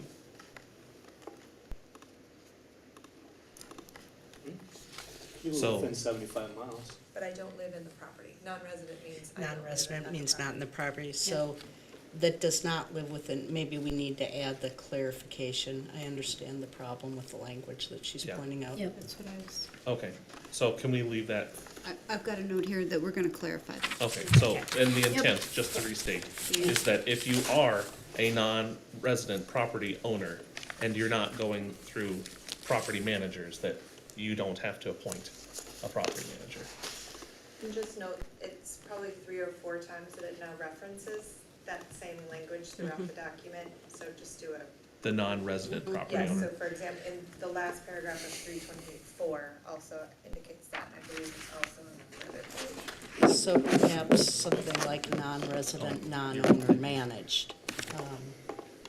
Yeah, we'll look at that. I Okay, I think just that wanted that is confusing. It is. Because, there are no resident. If they were property residing there, it managers wouldn't be unless you, rented. like, live in Exactly. one unit and rent out the Yeah, I others. think that just another term needs to be Clear, maybe. yep. So, yeah, I think we need to go through and make sure we're clear on that and throughout the whole thing. Yep. Yep. So, And the Sounds good. 75-mile thing, I've got a note for yeah, that. if they, I've got a note. they gotta be close enough. so, Just check it. okay, so in 328.4, the last paragraph, a non-resident property owner must maintain a licensed property manager at all times. Must maintain or be a licensed property manager would solve that language really easily. I'm confused on how that works. So you would be the non-resident property owner, and you would get a license, and then you'd say, I also need a license to be the property manager. No, that's what we're trying to avoid. That's what we're trying to avoid. Okay, can you repeat your It's, language it's change? either or. If you're an Thank owner, you can be the licensed property manager, but you can't get a license without designating yourself or someone else as the property manager. That Okay, makes sense. thank you. We'll have to go through and make sure that it's clear. And you yourself have to have a street address to become that license manager, but then if you don't live within 75 miles, you then have to appoint an emergency contact within the 75 miles. Yes. That is Yep. also I what I just wanted to understood. take it all the way to the end. Yes. May as well. Would you attempt? Very good. Somebody was paying attention. Okay, 328.6. There's a big question about on C, so this is on page 53. Comment from Sarah, if a person buys a house from their son or daughter to live in, they themselves not live there, I would think the city would want to allow an exemption for them from the rental license rules. Has the city run into this situation in the past? And maybe I'll direct that at Chris. I would say that's extremely uncommon. Okay. I'm not even, I don't catch, I'm trying to I don't understand get the what the- drift here. Is this, if, They buy their son a house and but it's, it's exempt from having to be a license because if you're not owner occupied in understanding that if you're not the owner occupied in a single family and it's somebody else, are you considering that a rental then? well, we have, item I see C, a I'm reading C that distinction, says if it is occupied by the property owner. Okay, For a rental so license. buying a property for your son is not, or daughter is not the right, but it's, if you're renting it for, if you own it and you're renting it to them. Yes. Yeah, I think if you are renting it to them and you have a lease, then they would qualify under this. If you own the property and they live there and you don't, that's just, you're not renting it to them, so it wouldn't need a rental license. What if they are renting it? then I think they would be required to have. So the scenario is, my parents bought a house, they're renting it to me, they don't live there, and we would say they need a license for them to rent to me. That's only if you have a rental agreement. Financial exchange. Right. Agreement. If there's a financial exchange for rent, I would think that that would, and I don't know how specific it would be. Chris, do you have any thoughts on that? So, I don't even wanna open up how you define rent. Yeah. Right. Because we run into situations where, You do their Do the taxes dishes every once a year week. for rent or something. right, where it's for services, or they're caretaking, they're taking care of the house. You know, we get into all sorts of different things that we can't necessarily sort out.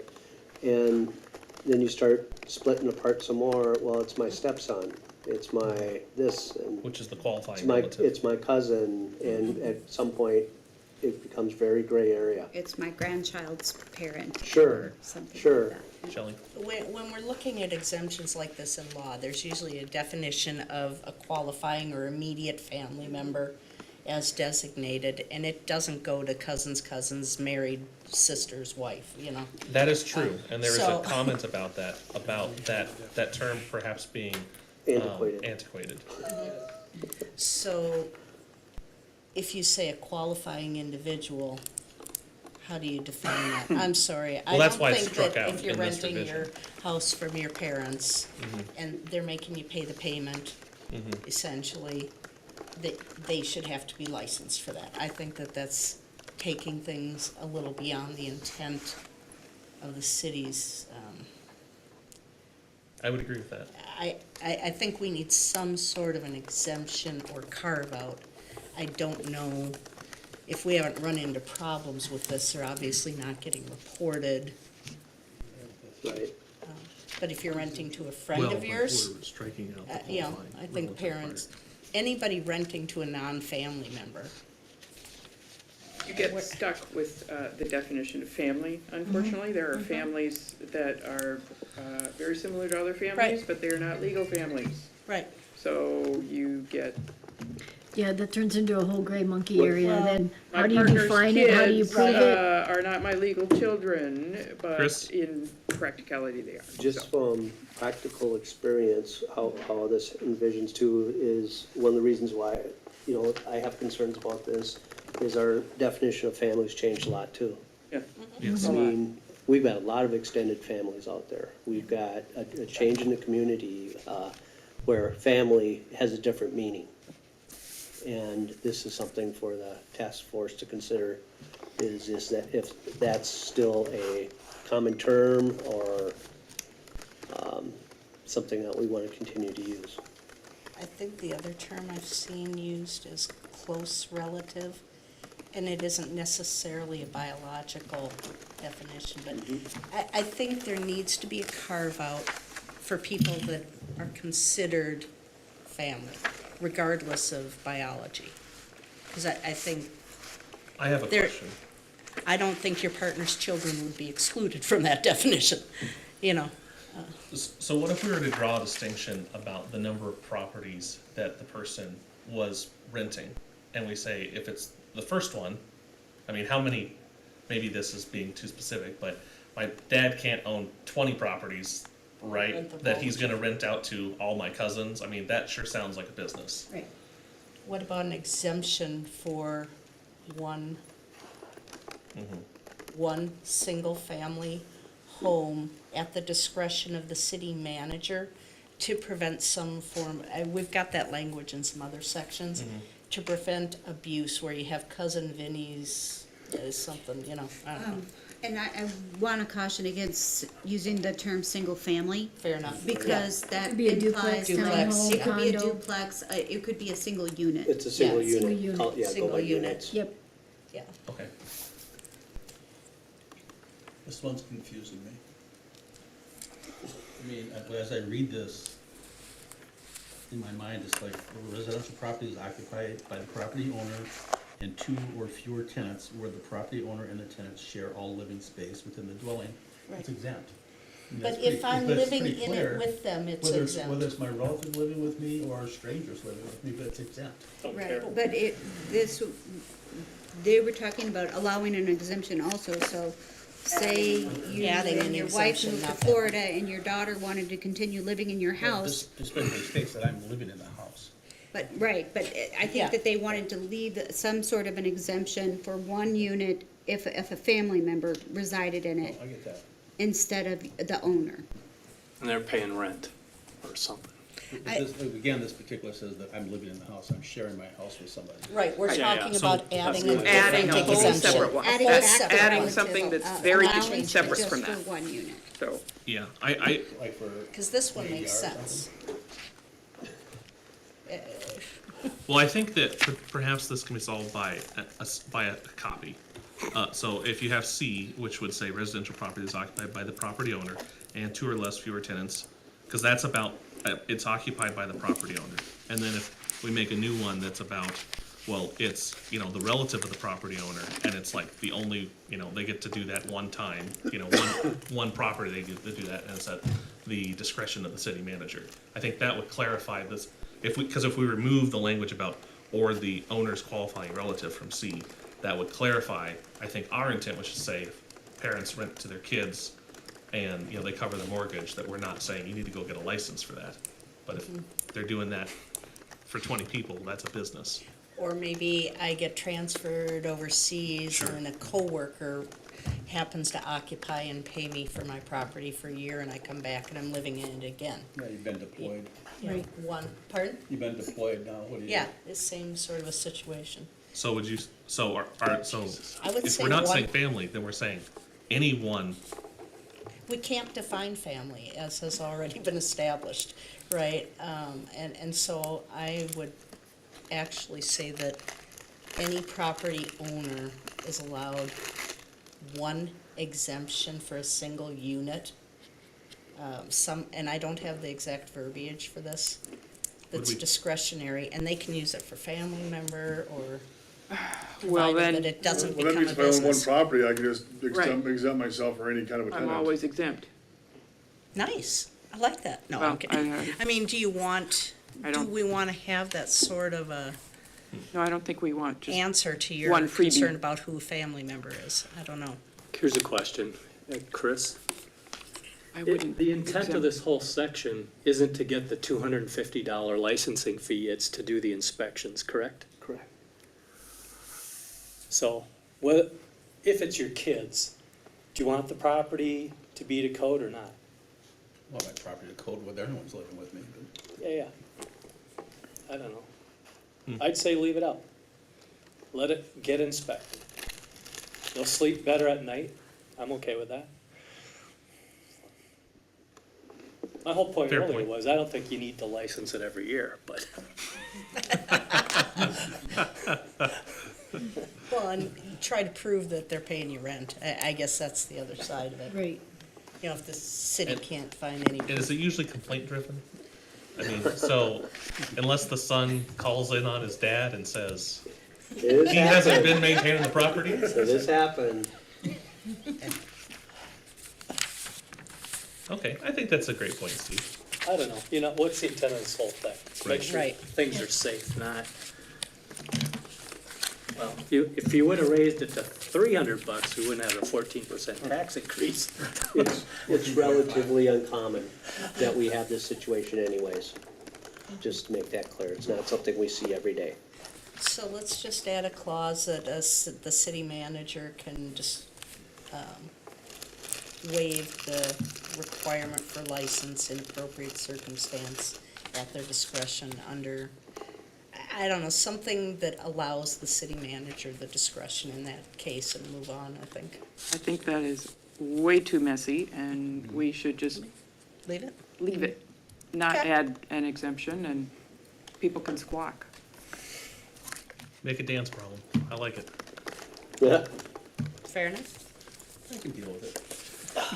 Okay, so if C has the owner's qualifying relative removed, then I'm confused how C and D are not the same thing, but with two different rules. Mr. Chair, I think the argument might be that C is residential property, whereas D is the dwelling unit. Going to Chris's distinction between, so if you had a duplex, the argument might be C, if the owner Okay. occupies the upper or side unit and is renting out the other Okay, units of the duplex or whatever, there would be an argument that, that you have two tenants, but the argument then goes back to Steve's or anybody else's, why do you have that as an exemption if the person is on the property, but not much different than someone who lives in Apple Valley or Egan and has the property in Burnsville, so. I think the exemption is intended to address people living in your home with you and renting a single room or something. Roommate type situations, yeah. where I own the property and I got a big old house, I don't need all the rooms. I could have up to 2 of those rooms rented and charge people to live there. Up to 3.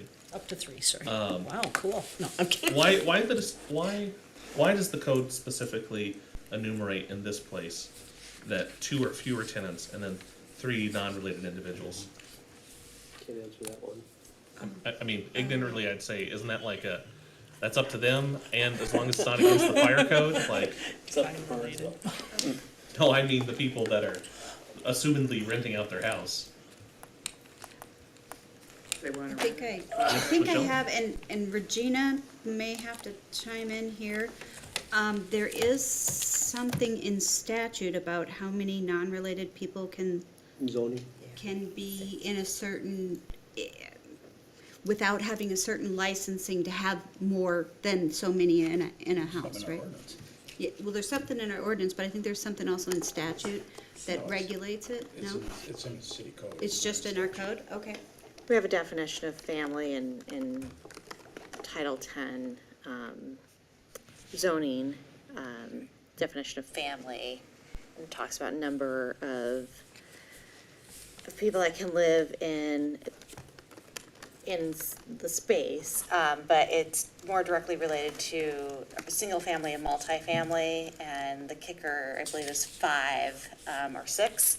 And then if you have more than that, then that trips you into multifamily. So a lot of times we'll get questions, and it's related to licensed facilities, like assisted living or group homes or something that's licensed through the state. And one will ask, can I go into a single-family residence, or is this allowed? And we go to the definition of family, the 5 or 6, whatever that number is. Joel probably knows it off the top of his head, and they can go in a single-family residence. Anything over there, that again trips you into multifamily, but that's where that comes from. Yeah, I just know that this has come up at some of our meetings where we've had unrelated people for like group homes and those types of situations.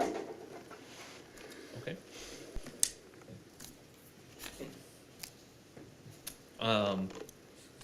Clarification again on C. It says share all living space within the dwelling. So that to me wouldn't sound like a duplex, because you're not. So, once again, aren't C and D the same then? Because you're sharing the living space. Not in D. Not D. D is a duplex or another, No, it's a rented. D is rented where you're room. renting out a bedroom. a room. Sleeping room. Right, I think that, I mean, if we take out the qualifying right relative out of C, then it's basically anytime you're living with your family, right? So that, there's really,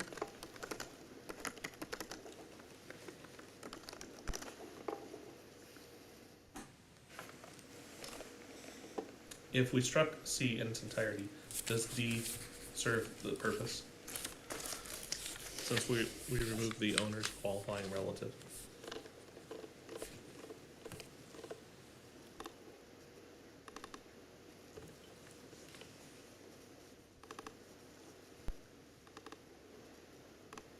I think from an enforcement or administration perspective, as long as the owner of the property is on site in the unit or in the property, there's little or no public safety benefit of requiring the license. What we're talking about is the concern of the rental licensing ordinance is landlords who don't live in the unit that are renting to somebody else and not maintaining it in a safe fashion. So I think your point's well made, that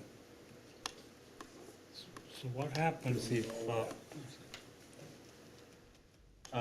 I own a property and I have my son living there, and he gets a couple of his friends there?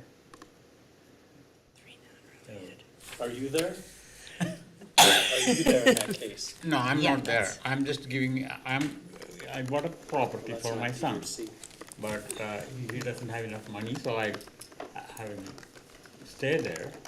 And he got a couple of friends, Do the friends pay rent? If there's no rent, then could be, yeah. So Well, does he if they pay rent? do, If then they it paid is a rent to rental you, then you would be the No, but- one that needed a rental license. If they paid rent to your son, then he would need one. and good for Whoever him. receives the rent. Yep. And that would make sure that you maintain your property and keep your eye on your kid. I like the, I have full confidence in my son that he'll keep it. Steve? Good for you. I think we can Trying to delete C and leave visualize D. some things Okay. that, Let's roll. Yeah. All right, so let's delete C. D is sufficient, as currently written.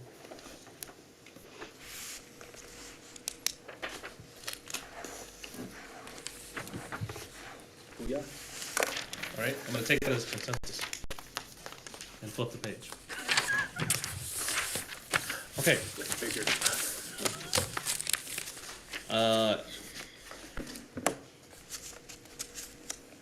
328.7 inspections, not seeing anything new on the first page, 4, but on page 55, there's several new sections. Nancy questions whether self-inspection procedures are commonly understood, and whether an inspection checklist is provided by the city. Yes, To both? yes. Okay. All right. Are they commonly understood? Well, maybe not, but we do give a checklist out. Since we switched over to our new software package, I'll have to check to make sure that's still in place on the application, but it was always included with our application packets. And it hasn't changed much, it's just the basics. And I think you can request a copy Yeah, updated from you you know guys. which one we're talking about, right? Yep. Yep. What's the best way of looking for it? Because it's easier for me as the property manager to go, here's what the city's looking for, so you don't yell at me. It's also available But online. it's also why the reasoning behind it, because one of the big things is blocking bedroom, access to a bedroom window on that. So that clarifies it very easily why here's your fire code, here's your safety code. And coming from there, it's a little easier to accept. So it is appreciated with that. Residential. That's, Okay. So, Yes. so the A? first part, 328.7 inspections, A. Okay. The first part's every 3 years, and then the fire code's every year? Why don't we make them the same? The fire code inspection is of the common areas. It's not of, it's multifamily, and that's required every year. So it's the fire alarm system, the sprinkler system, all things are required to be inspected that are life safety in the common area. Every year? Is that state statute or ours? That's ours. But what I will tell you is Chris is in there every year, they just do a third of the units. Correct. So they're not going to the building every 3 years, they're going every year, inspecting a third of them. And I can tell you, we inspect all the multifamilies every year, and we have violations at many of them every year. And I would be concerned about reducing them. You should take them on a tour, BJ. I can take you on a tour. I can Well, tell my you that. concern was more for overworking you guys if you didn't need to.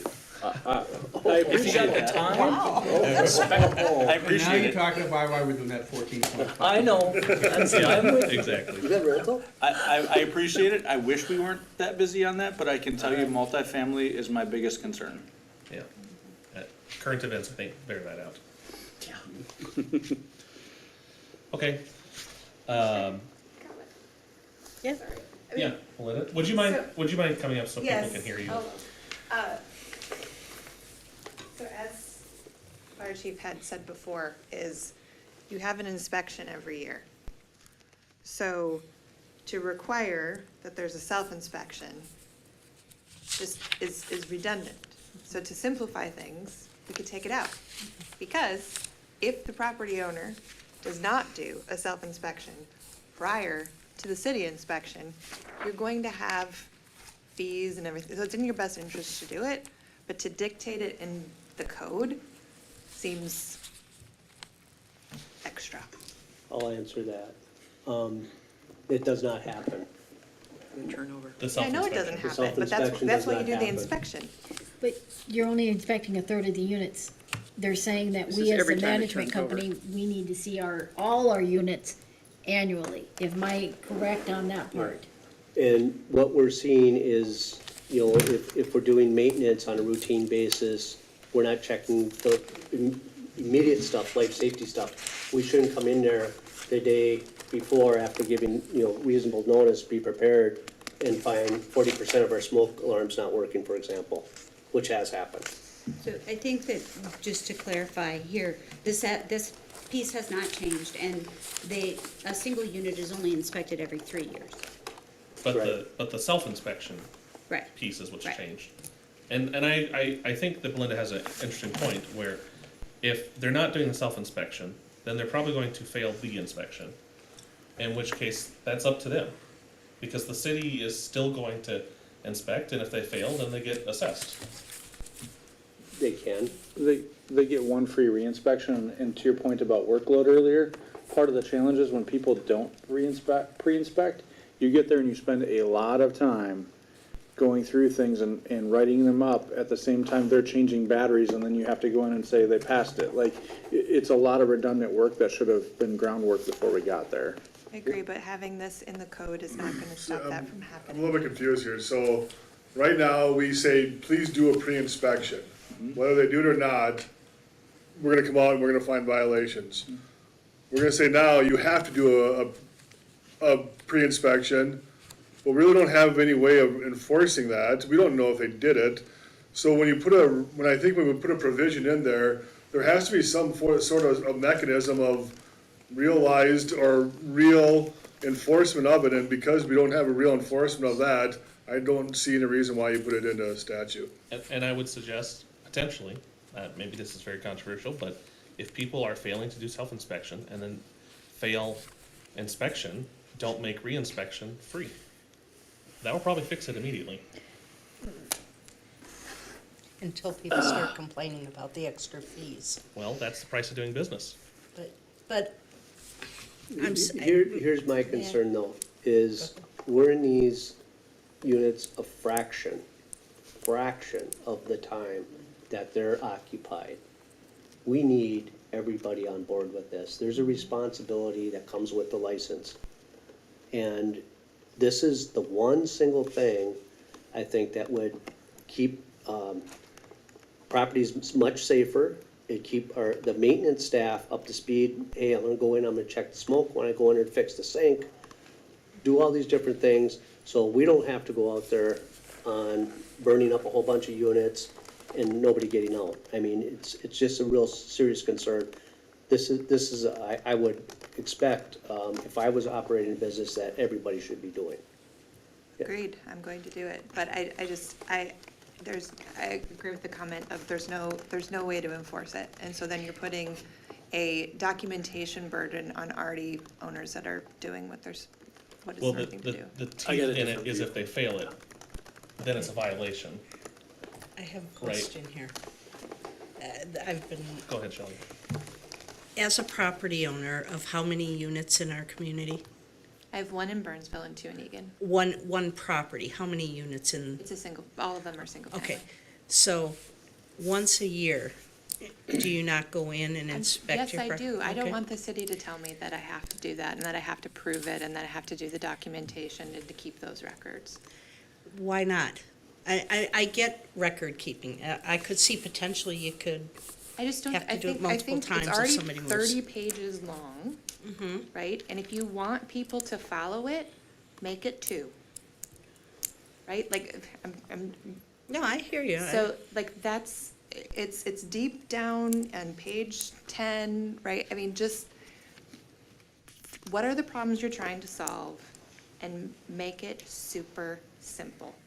I think the problem is they're trying to solve a lack of maintenance by property owners. You may be a responsible property owner, but there are a lot of property owners who it sounds like are not. Well, then penalize those, I mean, there is an inspection process, so penalize those that have frequent or reoccurring, issues. If you're in the property doing an inspection, how hard is it to do a checklist and take notes and keep a piece of paper? I mean, I have to do audits all the time as part of my job. I have to keep the records of those and prove I did it. I don't think that if you're a licensed business person in our community, that it's a burden. Not a licensed business person. Wait, well, you will be, as a Well, property actually, owner renting, I thought we yeah. just said that owner managed but not be property managers, licensed property managers, that was taken out. Right, but If you want to have community members who are investing in, make it simpler, that they know this community and they're gonna do the right thing for their neighbors. So if you have just one sheet, have you done the inspection? You've Yes, added a lot of tick or that, not. like So it's that's the just, document, that's the only documentation you need, and we will, does that kind of a simplification help you from not doing the onerous sheets, if that's what the concern is? I don't So want a mistake that a first time who hasn't attended this meeting to revoke their license and they're not able to be a property owner, like not have a rental property because So they a made a quick mistake. question. Chris, what's the Valid consequence if concern. someone doesn't do this? What's the consequences? Yeah. They're probably going to fail the inspection. Okay. They'll probably have to put more time aside to accommodate a reinspection. And the bigger question is how long, let's say, I'm gonna fall back on smoke alarms again. How long has it been that way? But And what's the consequence specifically if they don't do how this is worded? It says, okay, they have to do the self-inspection. If they don't do that, what's the consequence to them? they can receive a civil penalty, they can receive a summons, they can receive a visit in front of city council. We have all sorts of options. 99% of the time, oh, I didn't, I'll take care of it. So the goal is compliance with the life safety mechanisms, and if they fail to do it, the city can use different vehicles to say, we're going to compel you to comply, we're gonna That's fine you. the purpose of a license. So if we remove the self-inspection and we say, your consequence of failing an inspection is you have to pay us to come out, isn't that the same vehicle? It could be. I think we're also making this false assumption that if they do the self-inspection, that they're doing self-correcting actions on the background, where that if they do a self-assessment, that they're gonna have a passing inspection. I think that you may have an increased rate of it, but this is, I think there has to be like some kind of implied risk and implied knowing that when you have the inspection, that I just said, again, I'm kind of bouncing on my point. There's no way to really truly enforce this, because even if I went through and I marked off and I said, yeah, I did the self-inspection, and I come out and I still failed the inspection, what have we gained? We haven't gained anything. That's my concern, is that we're just adding more and more verbiage and making it more difficult. Just be ready for your inspection, and if you don't, then make the penalties of the fire inspection failure grave enough that you're not gonna wanna fail the fire inspections. I mean, that's really what it all boils down to, is that if it's a $1,000 fine for a fire alarm, you're probably gonna make sure your fire alarms are working before they come. If the incentive to do so is high enough, that may have an effect. But I think what we're doing is we're just making low nonsense, take 5 more minutes just to read something that really does or doesn't really benefit the situation as a whole, really. Chris, I'm sorry, I thought. No, that's fine. Oh, I didn't know if it was me. Michelle wanted something. Oh, I just thought, the one benefit I could see out of this is that it could be an educational piece, even if there's not 100% benefit out of it, there's still gonna be some things that on the inspection that don't pass. But if you have a new or inexperienced owner of a rental property, maybe they not aware that they should be doing these inspections every year, and it could be just educational. That's what, do we have a Great best tool. practices Yeah. sheet that says, here's your best practices for passing the fire test, and here's if you're gonna do it, do a self-assessment, and here it is, and just do some self-education and let the adults be the adults? We can certainly have that. We can incorporate that as part of our training program too. It appears we don't have any incentives, back to Tim's point. Because if they don't do it, or they do it poorly, because they could certainly say, I self-inspected. They failed, but I self-inspected repeatedly. Or, well, I didn't recognize that the wall was, the way it was, and that's illegal. So if we're not gonna add teeth to the ordinance to assess a penalty, then we're just putting burden on everyone for no purpose. You wanna add teeth? I very much so understand what the intent is here, but I also believe that maybe some of this intent here could be mitigated by better education. And when I say better, I don't know where our level of education right now from the city, what we give people, but maybe it could be just better materials from the city and information. Shelley? So Chris, I want to understand, maybe something different we could do here, since everybody seems to feel like this is kind of a wet noodle, so to speak.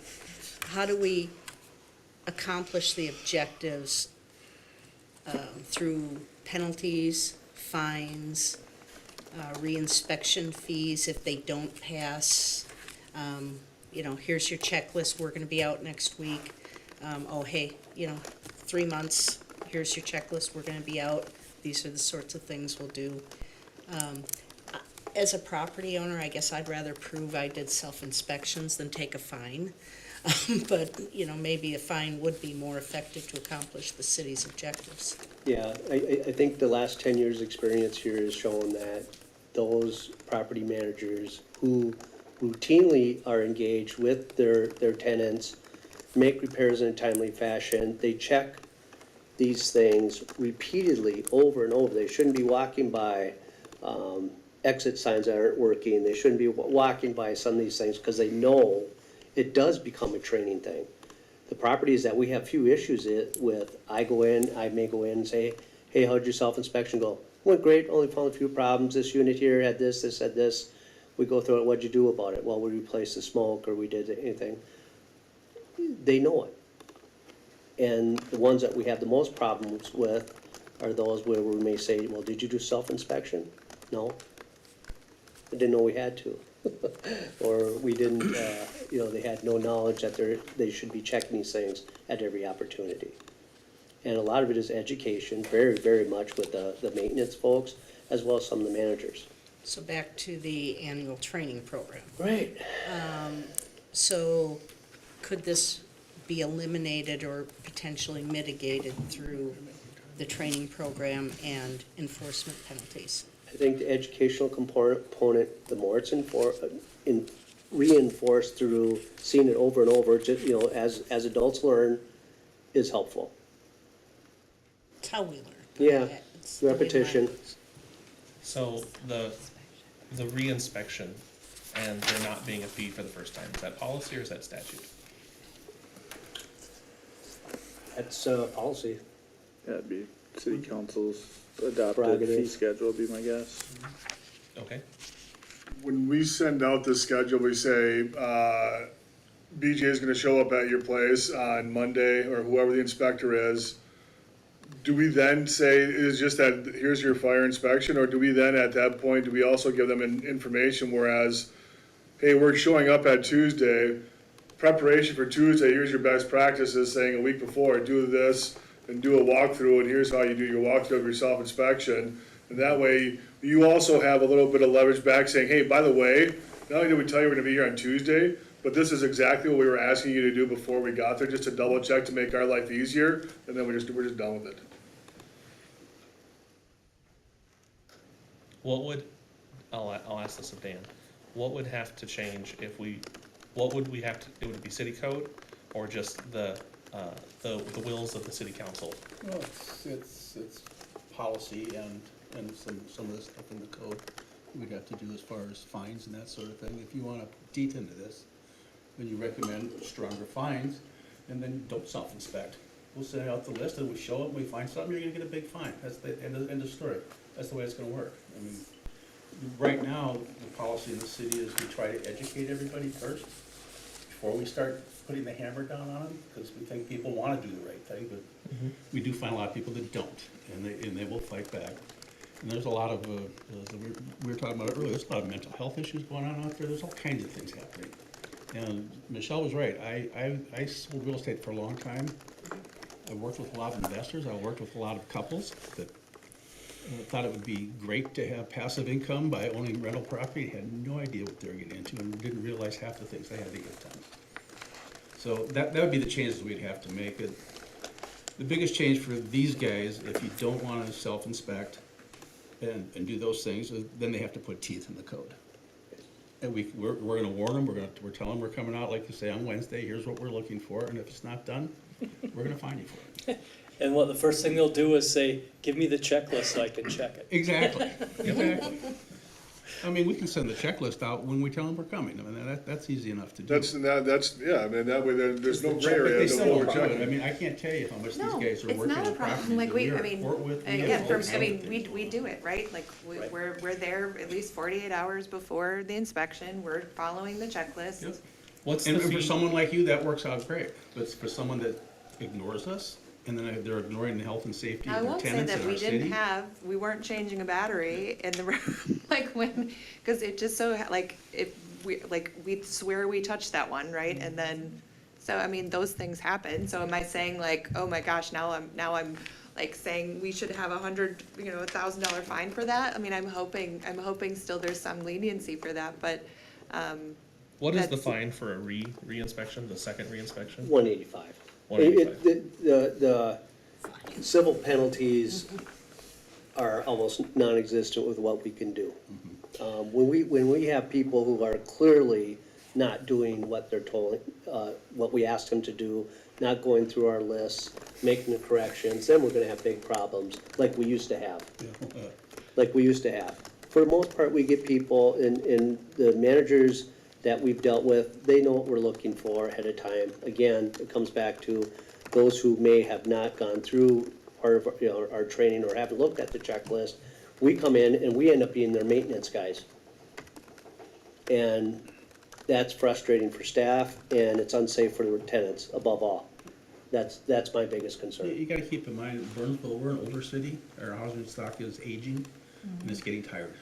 And if we don't stay on top of it, our property values will plummet at some point, and we can't allow that to happen. So let me shoot a question proposal out. So I worked at Collins, we have 1,700 people, we got a lot of equipment. There's daily checklists, you gotta check your forklift every so often, this, that, and the other thing, right? The hardest thing to ever produce is those daily records or weekly records of looking at the stinking forklift or our big fuel tank out and buried in the ground and that kind of stuff. But the checklists are important, and they're a guidance thing. So I'd say, do you have a first-time renter, first-time licensee, do you have a pre-inspection phone call with them to see what they've done to prepare for you so you're not wasting your time? And as a taxpayer, I don't want you wasting your time, or we'll have another increase. We send them the information. No, I'm saying, call them and say, have you done your job? We've got, 3,000 licenses, we're approaching close to 12,000 individual units right now. And to try to get a hold of people and say, have you done Okay. this ahead of time, we would have to hire 3 more staff just to get. Chris would like another phone. Yeah, sure, it rings enough. More people. Do you require them to send the checklist in first before you go out, so you're not wasting your time? Again, it's coming back to administrative. We're looking at each one of those coming back would be excessive. It's an extra touch point on that address for every step along the way that you add. Yeah. I'd like to make a proposal, Chris, and tell me if this might meet the need, that this requirement in F would be for any property owner who fails an inspection, this would become an active requirement that they have to do these self-inspections, document them, and show them to you. Yeah, there's options. We can do I that. would propose that it be only for non-compliant inspections. And maybe that solves some of this problem, because if you're not a problem person, you're not gonna have to keep these records. But if you're a problem person, you've failed an inspection, that's the first thing you ask for when you go out and they fail again. But where do you draw the line on the fail? Because I can Define tell fail. you, we just had city inspections, and one unit the day before, and my residents were there, they verified, they said, that worked yesterday. The smoke CO didn't work the day the inspector was there. So where do you draw that line on that fail? Is gonna be kind of a defining thing for that. Michelle? I just had a thought, and we have an online application process now, and I think it would be pretty simple for us to add that inspection list to the application. And it's part of the application that here's the safety inspection list that you're going to need to comply with for your safety inspection as you apply for the license. So That that goes- might help, especially like the new people, inexperienced. It'd be one of those things where you actually, I acknowledge that I acknowledge that I, Yeah, we do that it's actually one of already. those things where I check it, and I've actually acknowledged and read that I have my due diligence, that I intend to be doing this, and then it's, But you got property management companies where that goes to, like mine, it goes to my corporate office. Yeah. Doesn't always filter down. And that's not because they don't, it's because sometimes they get going on paperwork, they submit it in, but to account for those, or those out of state that may not, whatever, I'll fill out paperwork I have to do. So not to add to a mess of it, but it's also getting that, so, how do you get that into the properties themselves? That's a problem. So, Yeah. It's a business It, problem. it appears so- that in my opinion, what we're trying to optimize for is we're trying to optimize for compliance of life safety type things. Like, we're talking about making sure people don't die in a fire get out. because of operator negligence, from the landlord. And we only have a couple of tools. I like Shelley's idea. I think that could, that making that kind of a penalty in of itself, if you fail, and maybe we do a percentage. If you have I don't know if that's even a gradient. We already do that. If you do worse than 80%, then you get to put on the 1 year remedial. Maybe it's only for 3 years until you've proven a track record with it. I Yep. mean, Right. it becomes part of a growth program or educational program. I would like to, so we are, at time, we're certainly not gonna resolve this in its entirety. I would be interested, I'm wondering if I can put this on this city staff and say, I think we're looking perhaps for a mechanism where this is not just every single person, regardless of whether or not you've committed, failed inspections. But could we maybe see some updated language that might look like? Because in my opinion, we either need to get rid of it completely, or we need to make it something a little more useful actually as a penalty. Or I think if we're really talking about compliance, we need to enact a policy like we do for violations of liquor law, of tobacco law, which is you get fined. I mean, we don't go to the liquor license and say, you sold to a minor, whoops, we fine them right away. And I would suggest that someone dying in a fire is a much greater risk than teenagers drinking a beer. So perhaps the city could look at it and come up with something else, because I don't think we're satisfied. And I don't think we're gonna resolve it here. No, and at then this what's the point. mechanism for when you fall under it? Does this group feel like you can come up with recommendations for the city to work on? I think we've thrown a few of them out there, and I would take their expertise and kind of leverage what they've heard here and take it back to their teams and figure something out. I would see You guys staff are good is with that? comfortable with that. I'm good with, because I think these guys know the problems they see, they know what a failure is. I mean, More than you know. Yep. I would like to see them propose it as some sort of a remediation to Mm-hmm. failed inspections, and maybe only for a period of time, or until a certain number of satisfactory inspections or something. Like a diversion program. Remediation was the Yep. word in my mind, but yeah. Diversion program. Chris should be promoted, that's good. So the real problem is extra work for you in a sense. Of course, safety also. So End of the. to comply with the safety with less effort on the city's part, so it's always complied. That's kind of the end result you want. We want people to run their business safely and keep their Right. tenants safe. Right. We can't be there all the time. No. And I think that's the whole intention of this particular part that we just discussed. So with the instructions that we've been talking about at length, I would like for us to move towards adjournment. Okay, I don't see anyone eager to continue to debate this. So specifically, I'm going to say that the homework should remain the same, lest we lose traction.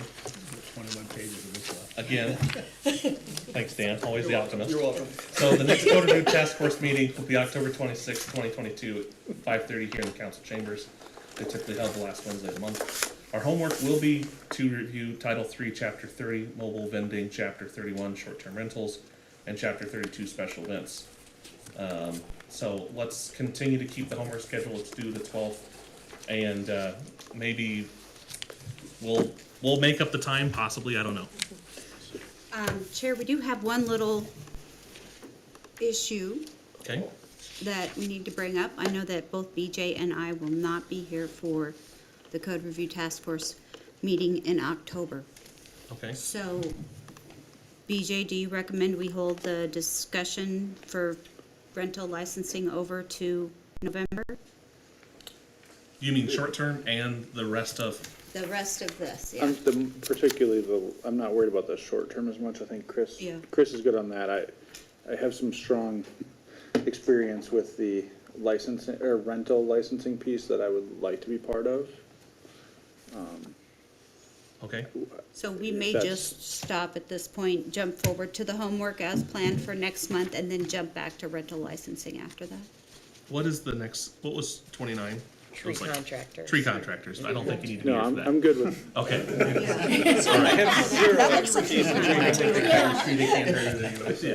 Okay, so, I think that if that's how that works out, we can, I'm fine if we plan on not continuing this discussion. That'll give the city extra time to come up with really good ideas that we'll all love come Thanksgiving. We've got good ideas, Yeah. believe me.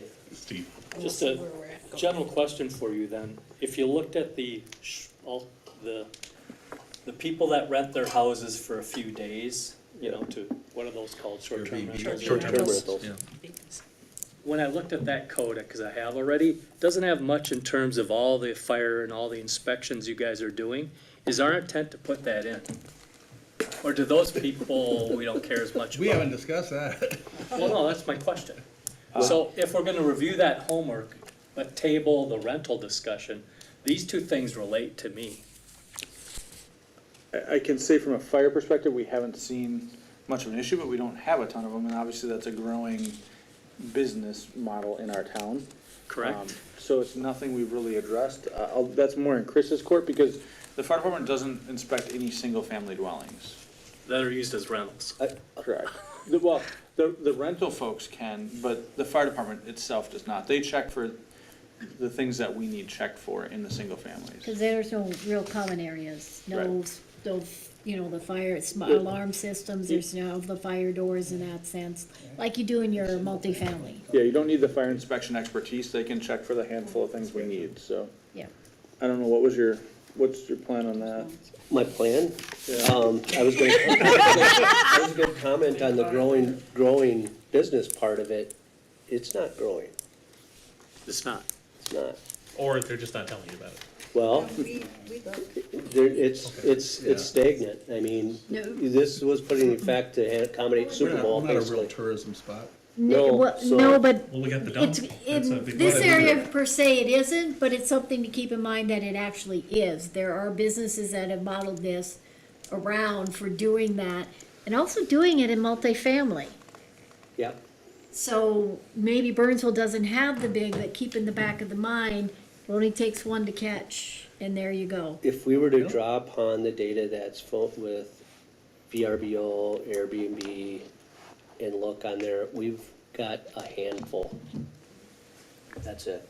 And it's Yeah, my actually. question is, do you wanna, Do we need to the health delay that safety topic? stuff for people coming into town, staying at these places, should that be different than what you do for the rentals or Yes. hotels or whatever? Am I wrong? Didn't we make Airbnbs have to be an owner occupied situation? Yeah, there's rules That to kinda it. kept the apartments out of it, I thought. Oh, Yeah. yeah, yes, yes, But but it's I owner-occupied. thought. Okay. I have rented places that I am quite sure I mean, that they don't people have to are be there never when they No, rent but it it. has to be owner occupied. One's right next to it. An owner. It's Apartment just building can't be. pure rental. And again, we don't go out there and have to look for them. We got other things to do. And it's up to them to follow what the local code says. So maybe I'll refactor Steve's question. BJ, with you being absent in October, is there anything that you feel like we need to hear a fire No, perspective correct. on? Yeah. Chris can handle it. I don't need to be here for that piece. So Okay. thank you Great. for the thoughts on that. With that, we adjourn. Need a motion or?